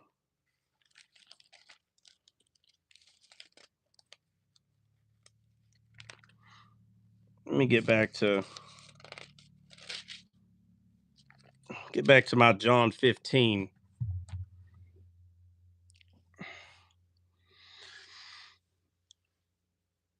Yeah. Was the beret at least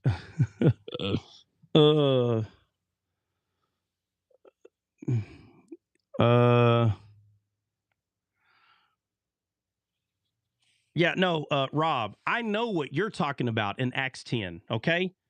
I'm not talking about that. You understand? No. I'm not talking about Acts 10 if I haven't made that clear. Let me make it clear. That's not what I'm talking about. I don't even know why.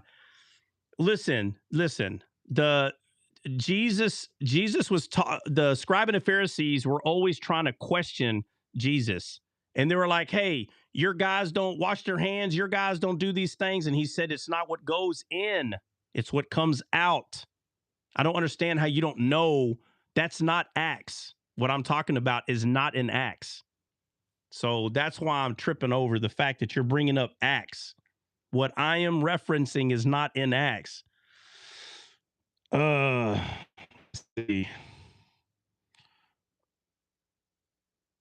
All right, guys. Let me get back to John 15. This is where we're at. Rob, if you want to stay and hang out, you can. Okay, we don't argue and debate here. And I'm not saying that's what you're doing, so don't misunderstand. I'm just saying we don't do that here. But I can promise you, I can guarantee, just like the Cowboys are going to whoop the Lions today, I can guarantee you that there is at least 100 minimum people that will argue with you or debate about anything, about whatever. Okay. There's people that will argue with you that I'll tell them that this is a cup, and they'll say, no, that's a vessel. And they'll argue about whether it's a cup or a vessel or not, or a container. All day. They'll spend all day arguing it. All right, so let me go back to verse 8, and then I'm moving on to 9. So again, from John 15, verse 1 through 8, the context has not changed. He is talking about being grafted in or being abiding in the true vine, which is himself. And he says that we are the branches. And in verse 7, where he says, if you abide in me and the words, and my words abide in you, ye shall ask what ye will, and it shall be done unto you. This is not telling you to go around asking God for whatever in this world. That's not what that. In context, he's saying you are the branch, and whatever you ask the vine for, you, the branch, will get. What does a branch ask its vine for? Water. So if you ask for wisdom, you shall get it. How do we know this is true? Because Solomon asked and he got it. If Solomon asked for wisdom and the death, burial, and resurrection of Christ hadn't occurred, what makes you think that under these better what? What is it? What are we under? Under better what? I don't want to have to say it. I don't want to have to say it. Their promises. Yes, under better promises. Let me borrow a hairline. Tell them, you can't borrow my hairline, bro. What's wrong with you? That's funny, boy. That's funny. Everybody thinks I wear a hat because I'm bald. But my whole hairline is right there. All my hair right there. So he wears a hat because he's bald. I'm not bald. All right, let me get that out the way.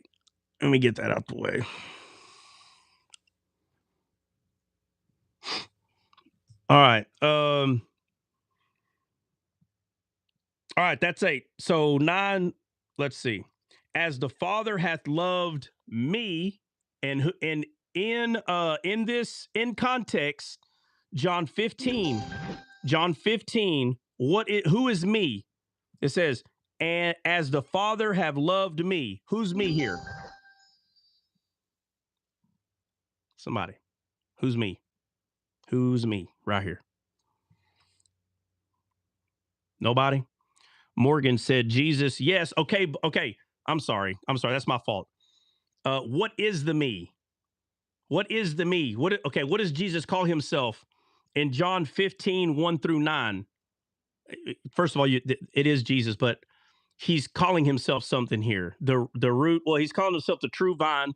We could say root, though, that's fine, but he's the true vine. So watch this. He says, as the Father hath loved me, the true vine. So in context, we're still talking about the true vine. As the Father hath loved me, the true vine, so have I loved you, the branch. Continue ye in my love. Continue in my love. So is he saying, if you continue in my love, you'll bear fruit? Is that what he's saying? Max said, we are the vine. No, we are the branches. Jesus is the vine. Jesus is the true vine. So he says, continue in my love.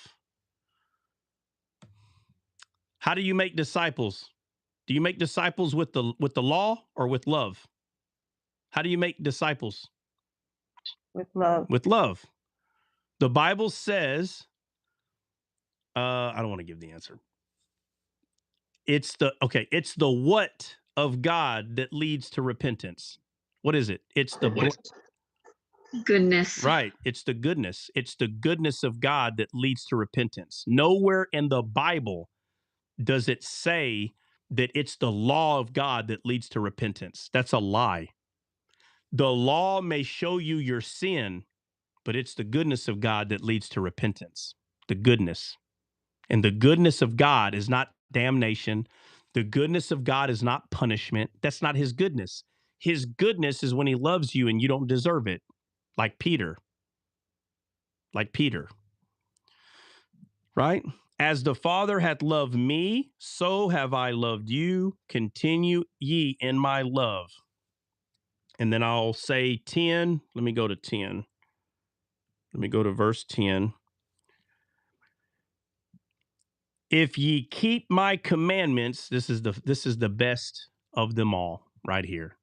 Because you'll have people, Black Hebrew Israelites, all the people that love the commandments. They love all the commandments. They say the commandments is God. God is the commandments. Obey God and his commandments.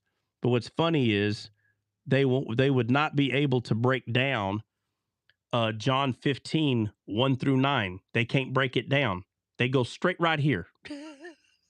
They go straight here and they say, if you keep my commandments, ye shall abide in my love, even as I have kept my Father's commandments and abide in his love. The Amplified says it this way: if you keep my commandments and obey my teaching, if you keep my commandments and obey my teaching, you will remain in my love, just as I have kept my Father's commandments and remain in his love. These things have I spoken unto you, that you, watch this, that my joy might remain in you. Whose joy? Your joy or his joy? So if it's his joy, where does his joy come from? Does his joy come from this world? No. Right. His joy doesn't come from this world. So when people are seeking joy in this world, and this world means your physical feelings in your physical body. When your physical body tells you, I don't feel joy, and you agree to that, then that means his joy is not in you. His joy can't be in you because your joy comes from physical things. I'm not talking about if you get a cool baseball or football card. I'm not talking about coffee.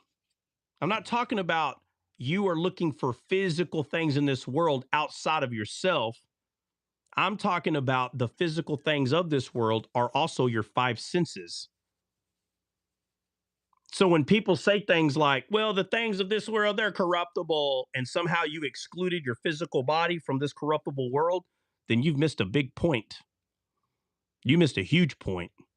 Your five senses, what you see, smell, taste, hear, and feel, those things are of this corrupted world. And that is not where your joy is. So if you don't feel like you're in joy, you need to take your freaking thumb out of your mouth, grow the heck up, and realize that that's not where Jesus's joy is. Jesus's joy is not in your feelings. That's a lie. He says right here, as the Father had loved me, so have I loved you. Continue there. And he says, if you keep my commandments, ye shall abide in my love, even as I have kept my Father's commandments and abide in his love. These things have I spoken unto you, that my joy might remain in you. His joy, not your joy, his joy. Is his joy corruptible? Is he a corruptible seed or incorruptible?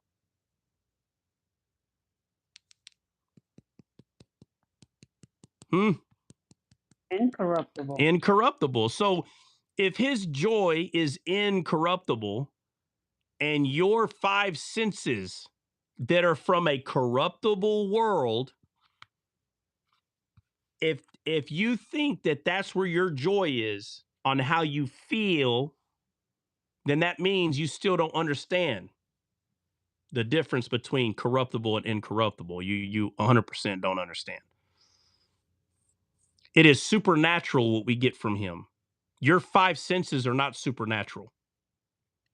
They react to anything that is happening in this world. And your job is to pull the reins on them and remain in him. Remain in him. So he says, these things have I spoken unto you, that my joy might remain in you, and that your joy might be full.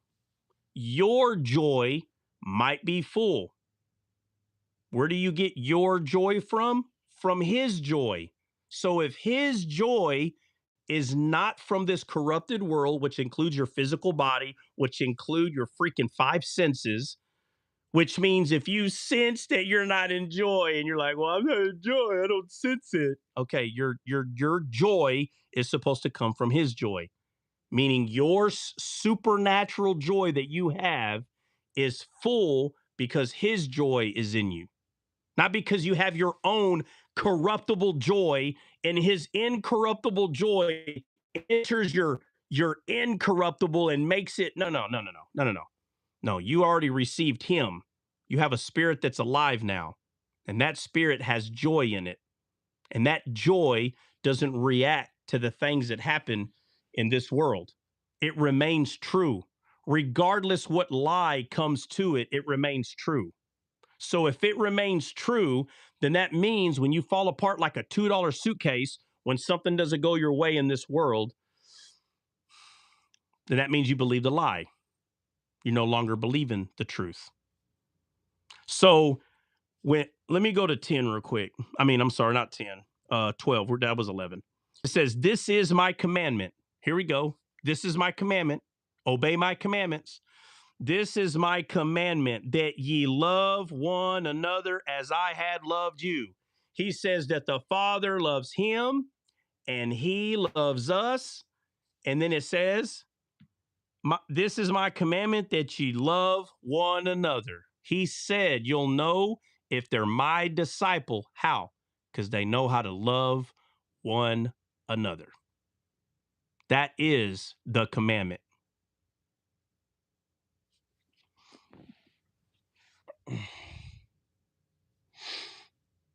Oh.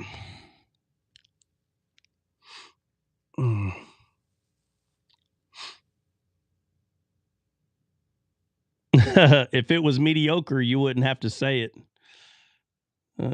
If it was mediocre, you wouldn't have to say it. Kids only throw rocks at shiny. Ain't the only platform I'm live on, goofball. Oh, you people are funny, boy. All right, let's see. Yeah,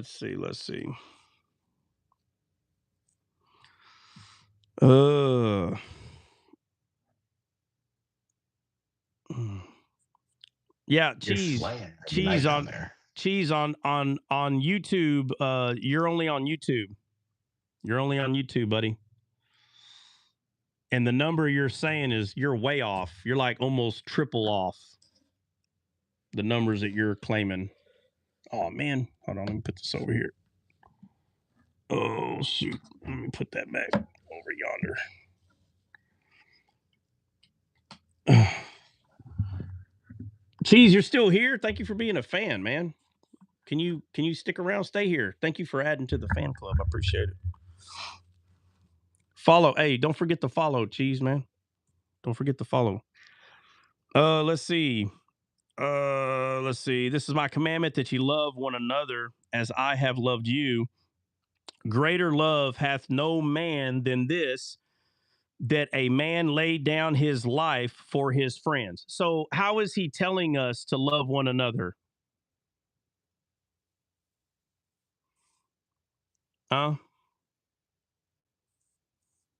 Somebody?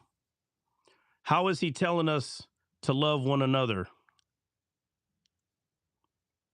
This is John 15:13. Lay down our lives. Yeah, to lay down our lives. So he laid down his life and we lay down our life. Rob, would you say it's in the chat? No, you don't hear the other people. You don't hear the other people talking on the other platform.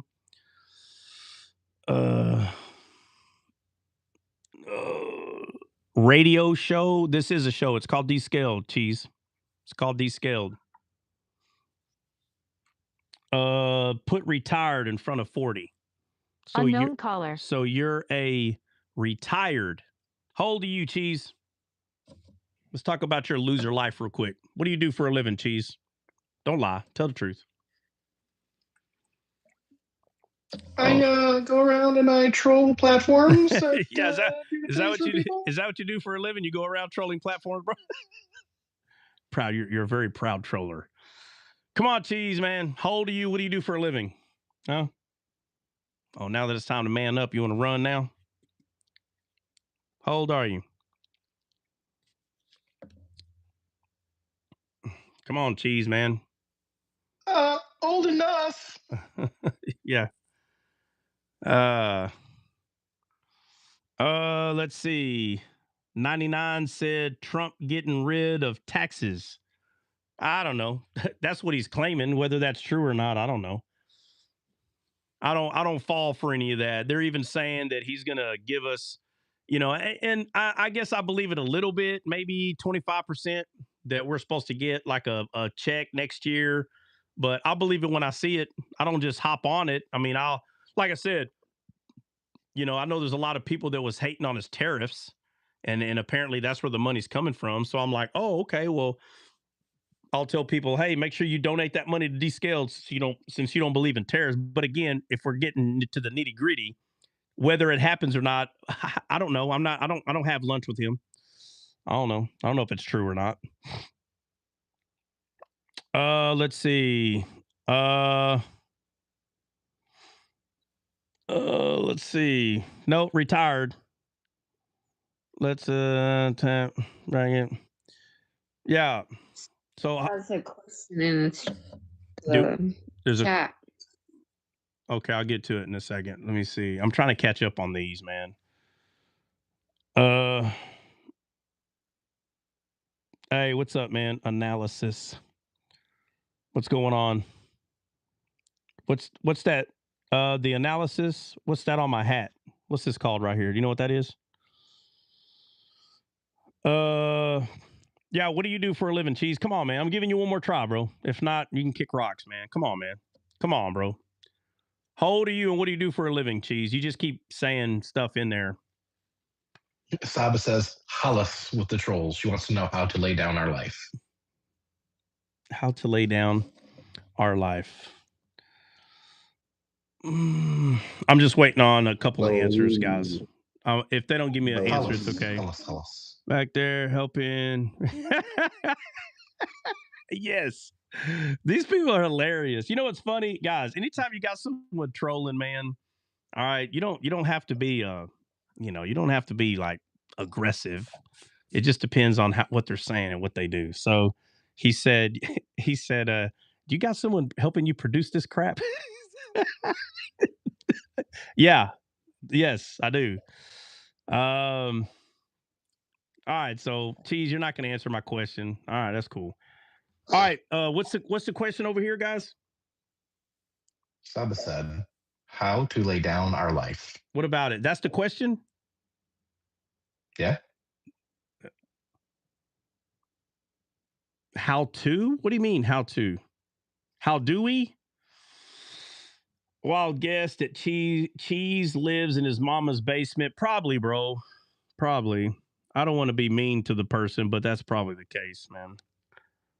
How do we know it's not literally?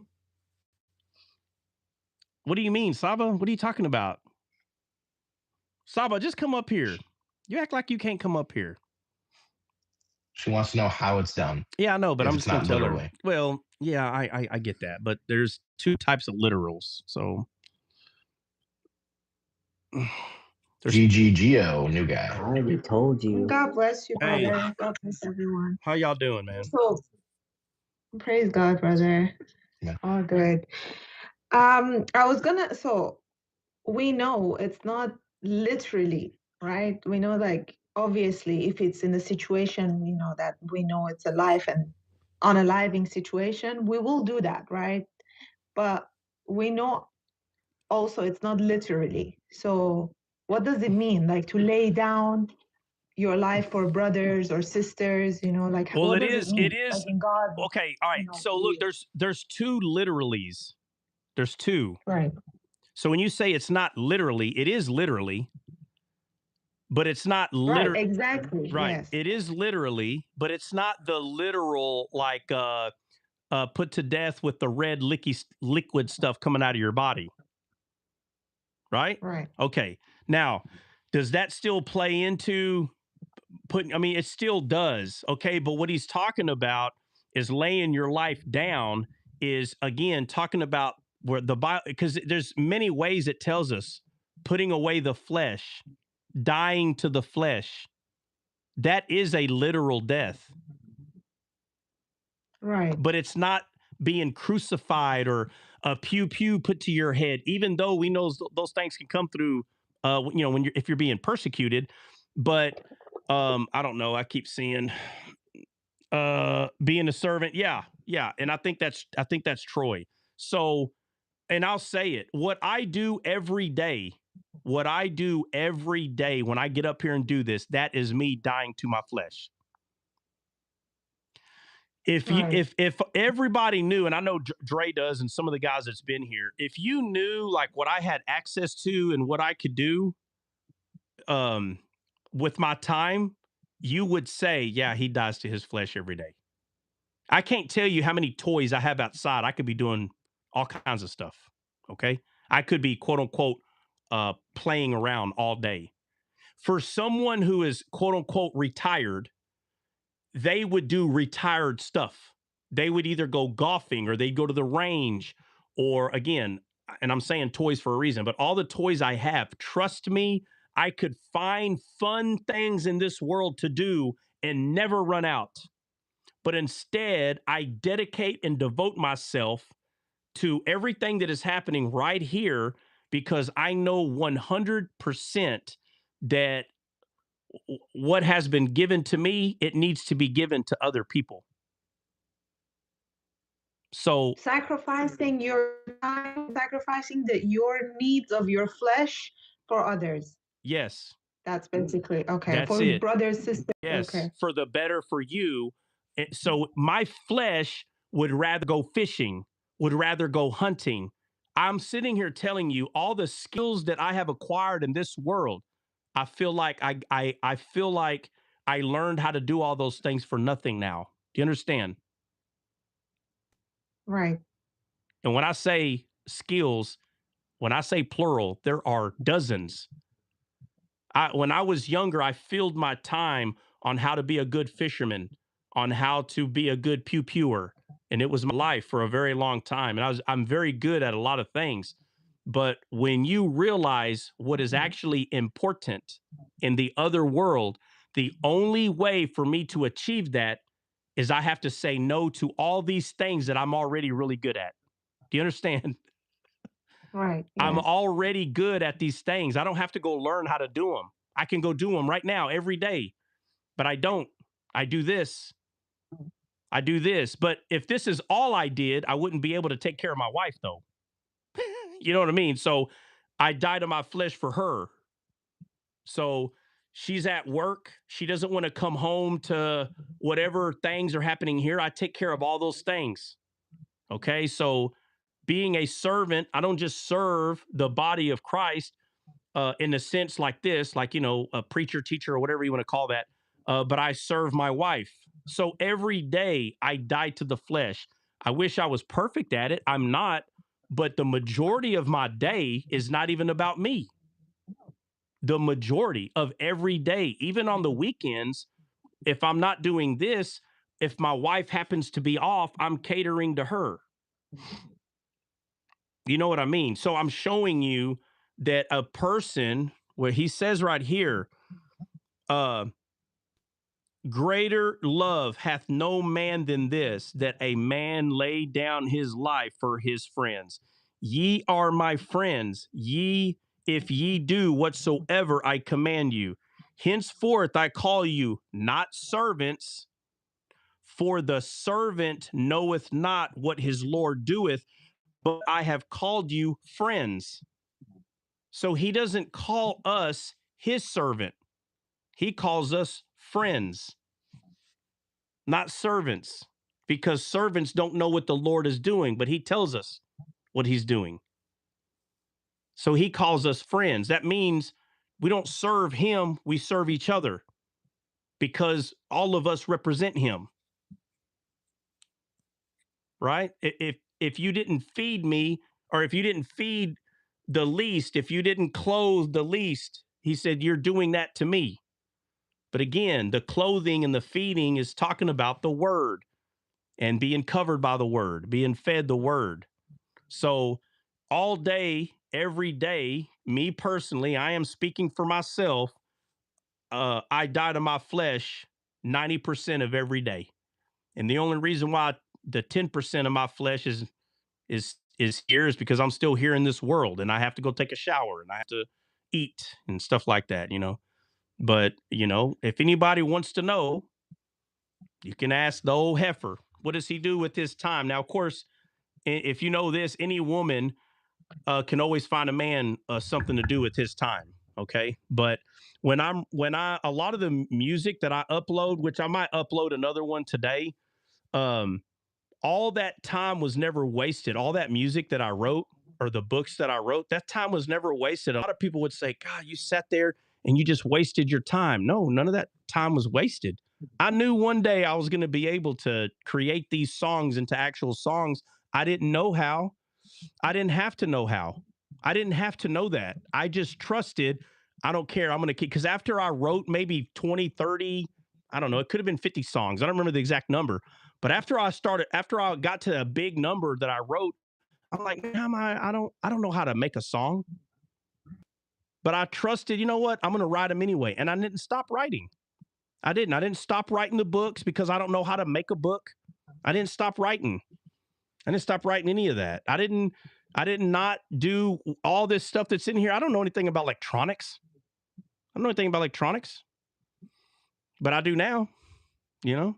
And then out of nowhere, there's a way that I could, everything that I wrote down, you have to understand, you guys come up here and you hear me talk about the word and you're like, oh my God, wow, that's amazing. It is. It's all in here.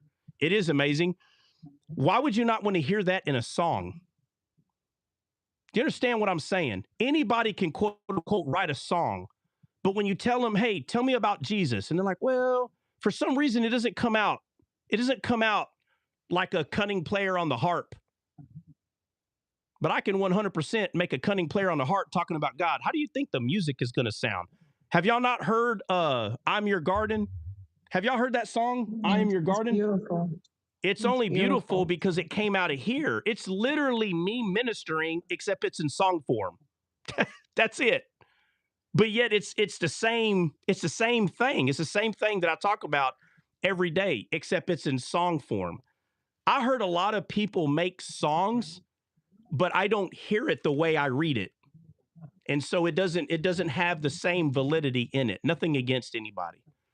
But it's gibberish. It is. It's a lot of repetitive, holy, holy, God, I love you, and all that. And nothing against anybody personally, but when you say, oh, well, I mean, you know, again, I'll just say it this way. They'll hear a song and they're like, wow, that song is fire, but they won't really go hear that person preach. They won't hear that person teach. If a person is teaching and you like the teaching, the only reason why you wouldn't like the song is because it's not your genre. And trust me, I understand. There's a lot of people that make music and the words are actually pretty cool. I just don't like the type of music. I don't like the type of beat. I just don't. And that, you know, again, has nothing to do with, you know, what the person is ministering in the song, but I don't care for the genre. So they both play a part.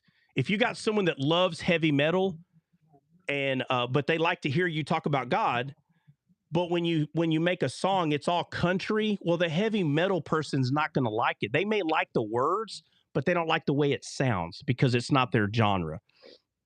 What I'm saying is when we teach the word, though, there is no genre. There is only God's melody that's in the scripture or it's not. So the music thing, trust me, but like I said, most of the songs that I wrote, probably 80% of them are 75. I'll say 75% of them, they're worship music. I hope y'all understand that. Most of the songs that I wrote is focused on you closing your eyes and just thinking about God. So if you think you're going to listen to music that I write and get in your car and be like, yeah, you're not going to like it because it's not for that. It's not for you going and cruising. Now, there are some people that can, cruise and listen to worship music. I can. Okay. But I'm throwing both of those out there because every day when I die to the flesh, it's because I'm serving. Time is the most valuable thing in this world. Time is. There is nothing more valuable than time. So by you taking your time to give the word to somebody, that the word was given to you by God, and you give that to the body, you are doing what Christ is talking about. You are dying to the flesh. And it says right here, greater love hath no man than this, that a man laid down his life for his friends. Now, Jesus literally, like physically, with red liquid stuff coming out of his body, he laid his life down for us. And we know that's true. So we can receive salvation through his unalivement. We know that's true. But for us, he's not telling us to put our physical body up, like on, being executed in that kind of way for each other. That's not what he's telling us to do. Paul helps us understand that we're supposed to die to the flesh. That doesn't mean stop sinning. I don't know why people keep saying that. He's not just talking about stop sinning. He's saying that your flesh wants to enjoy the world and enjoy time, right? Movies, entertainment. He's saying, instead of doing that, go make disciples. That's what he's saying. And it's hard for people to do that. It's hard for someone that is really good at fishing, really good at hunting, really good at doing a lot of things outside in this world. And you've taken that time and you've accumulated a skill. And then now there's something else in you beckoning you, saying, hey, this is more important. And so to say that I'm not tempted every day to go do these things, the temptation is still there. But I die to it and I say, no, this is more important, way more important of those things. It doesn't mean I completely stop doing those things, because if my wife wants to go fishing, we'll go fishing together. No problem. But I don't allow those things to override uploading music, or coming here Monday through Friday every morning, or completing the book, or continuing the podcast, or continuing to make sure Descaled grows, because we all are here for the same purpose, to make sure that disciples are made. And we all met each other. We met each other here. And, so that's kind of what that's talking about. Okay. That's just like one way of kind of explaining how we're supposed to die to the flesh. For one another. Thank you, for brother. one another. Absolutely. It's a harp or a trumpet. Yeah, exactly. Okay, we made it to verse. Okay, yeah. All right, we made it to verse 10 for sure. I want to say, if you keep my commandments, I have spoken to you, remain in you. All right, we're going to start back. This is my commandment. We're going to start back at 12 tomorrow. Or we might be doing a timeless Yeshua tomorrow.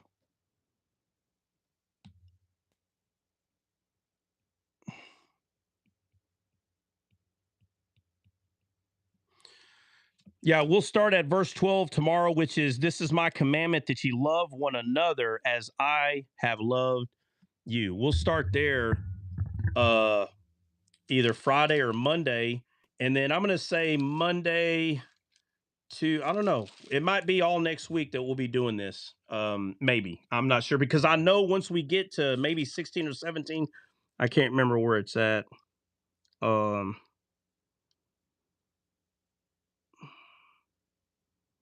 I don't know, somewhere right there. But once I believe it's around the the later 17, 18, somewhere right there. But I'll be going back again to the Garden of Eden. And I'm not going to start at the Garden of Eden and go and start at John 15:1. But we are going to go back to that, because I'm going to reiterate that a couple more times, so you can so we can just go a little bit deeper, because I haven't went this deep in a long time with John. I know I haven't done it in the past year or two here for sure. It might be 2 or 3 years, man. I don't remember the exact. the exact number. But does anybody got anything to say before we hop off? Because we got to go. Anybody got anything? Thank you, brother. God bless you. Absolutely. God bless you all. Absolutely. Does anybody got anything? Go check out my album. It's called The Peter Project. Oh my God. Okay, go check out CJ's album. Yeah, he ain't. I don't know. I gave the music to the wrong guy. He working on his own album. He ain't working on these scales. Have to change things around. So I had to do that so I could have the experience of doing an album too. Golly. Yeah, you're welcome. You're welcome. You're welcome. Nah, You just make sure. Welcome. No, I could have figured that out on my own. I just wanted someone. I need some help, for God's sakes. I can't do I had everything. to take time, make all the songs, get them put out there, released before you even came to me and asked me. God. Oh my God. Thanks for nothing. So you're supposed to die to yourself. Okay. Yeah. No, don't worry. The 12th. Well, yeah, it's not the 12th yet. We're waiting on the 12th. So we'll see. We'll see, guys. If the 12th, if the song comes out on the 12th, then I will finally say, "Oh my Lord, CJ." And I gave him the music. When I give you the music, it's already been a month. I think it's been 2 months already. Yeah, November. Yeah, 2 months already. Oh yeah, late October. Yeah, you were. Yeah, so I think there's a song. Y'all know how I always say God is amazing. I actually have 2 God is amazing songs. But I'm probably gonna release one of them today, maybe. And it's well, you'll hear me in it. But I made it kind of I don't know, kind of Jamaican sounding. My wife made a video, and that song's on that video that she made. She likes that song. Freddie Morales. Yeah, I got one of those too. I'll have to show it to you. Do what? I said I got one of those too. Oh, I know. And let me tell y'all something. Every time I give CJ music to upload, all of a sudden he comes out with a song very similar to it. I'm gonna have to start changing what I'm doing. Listen, I heard one of your songs that talks about tell the rocks to shut up. The rocks. I'm like, bro, the song I just gave you talks about the rocks crying out. Like, I'm like, this dude right here. Hey, golly. First of all, I sent you my music with it. I had to send you it because as soon as I started listening to yours, I was like, oh shoot, he's gonna think I'm copying him. No. I ain't buying none of that. Listen, I sent him the Christmas. He's the only one. Him and Dre's the only one that's heard the Christmas song. All of a sudden, he's got Christmas songs with bells. I'm like, man, this guy right here. Like, man, I just can't trust nobody these days, man. Hey, those are custom. Those are edited. I can literally just go to my platform, take those bells out, and it's a whole new song, different genre altogether. Yeah, okay. All right.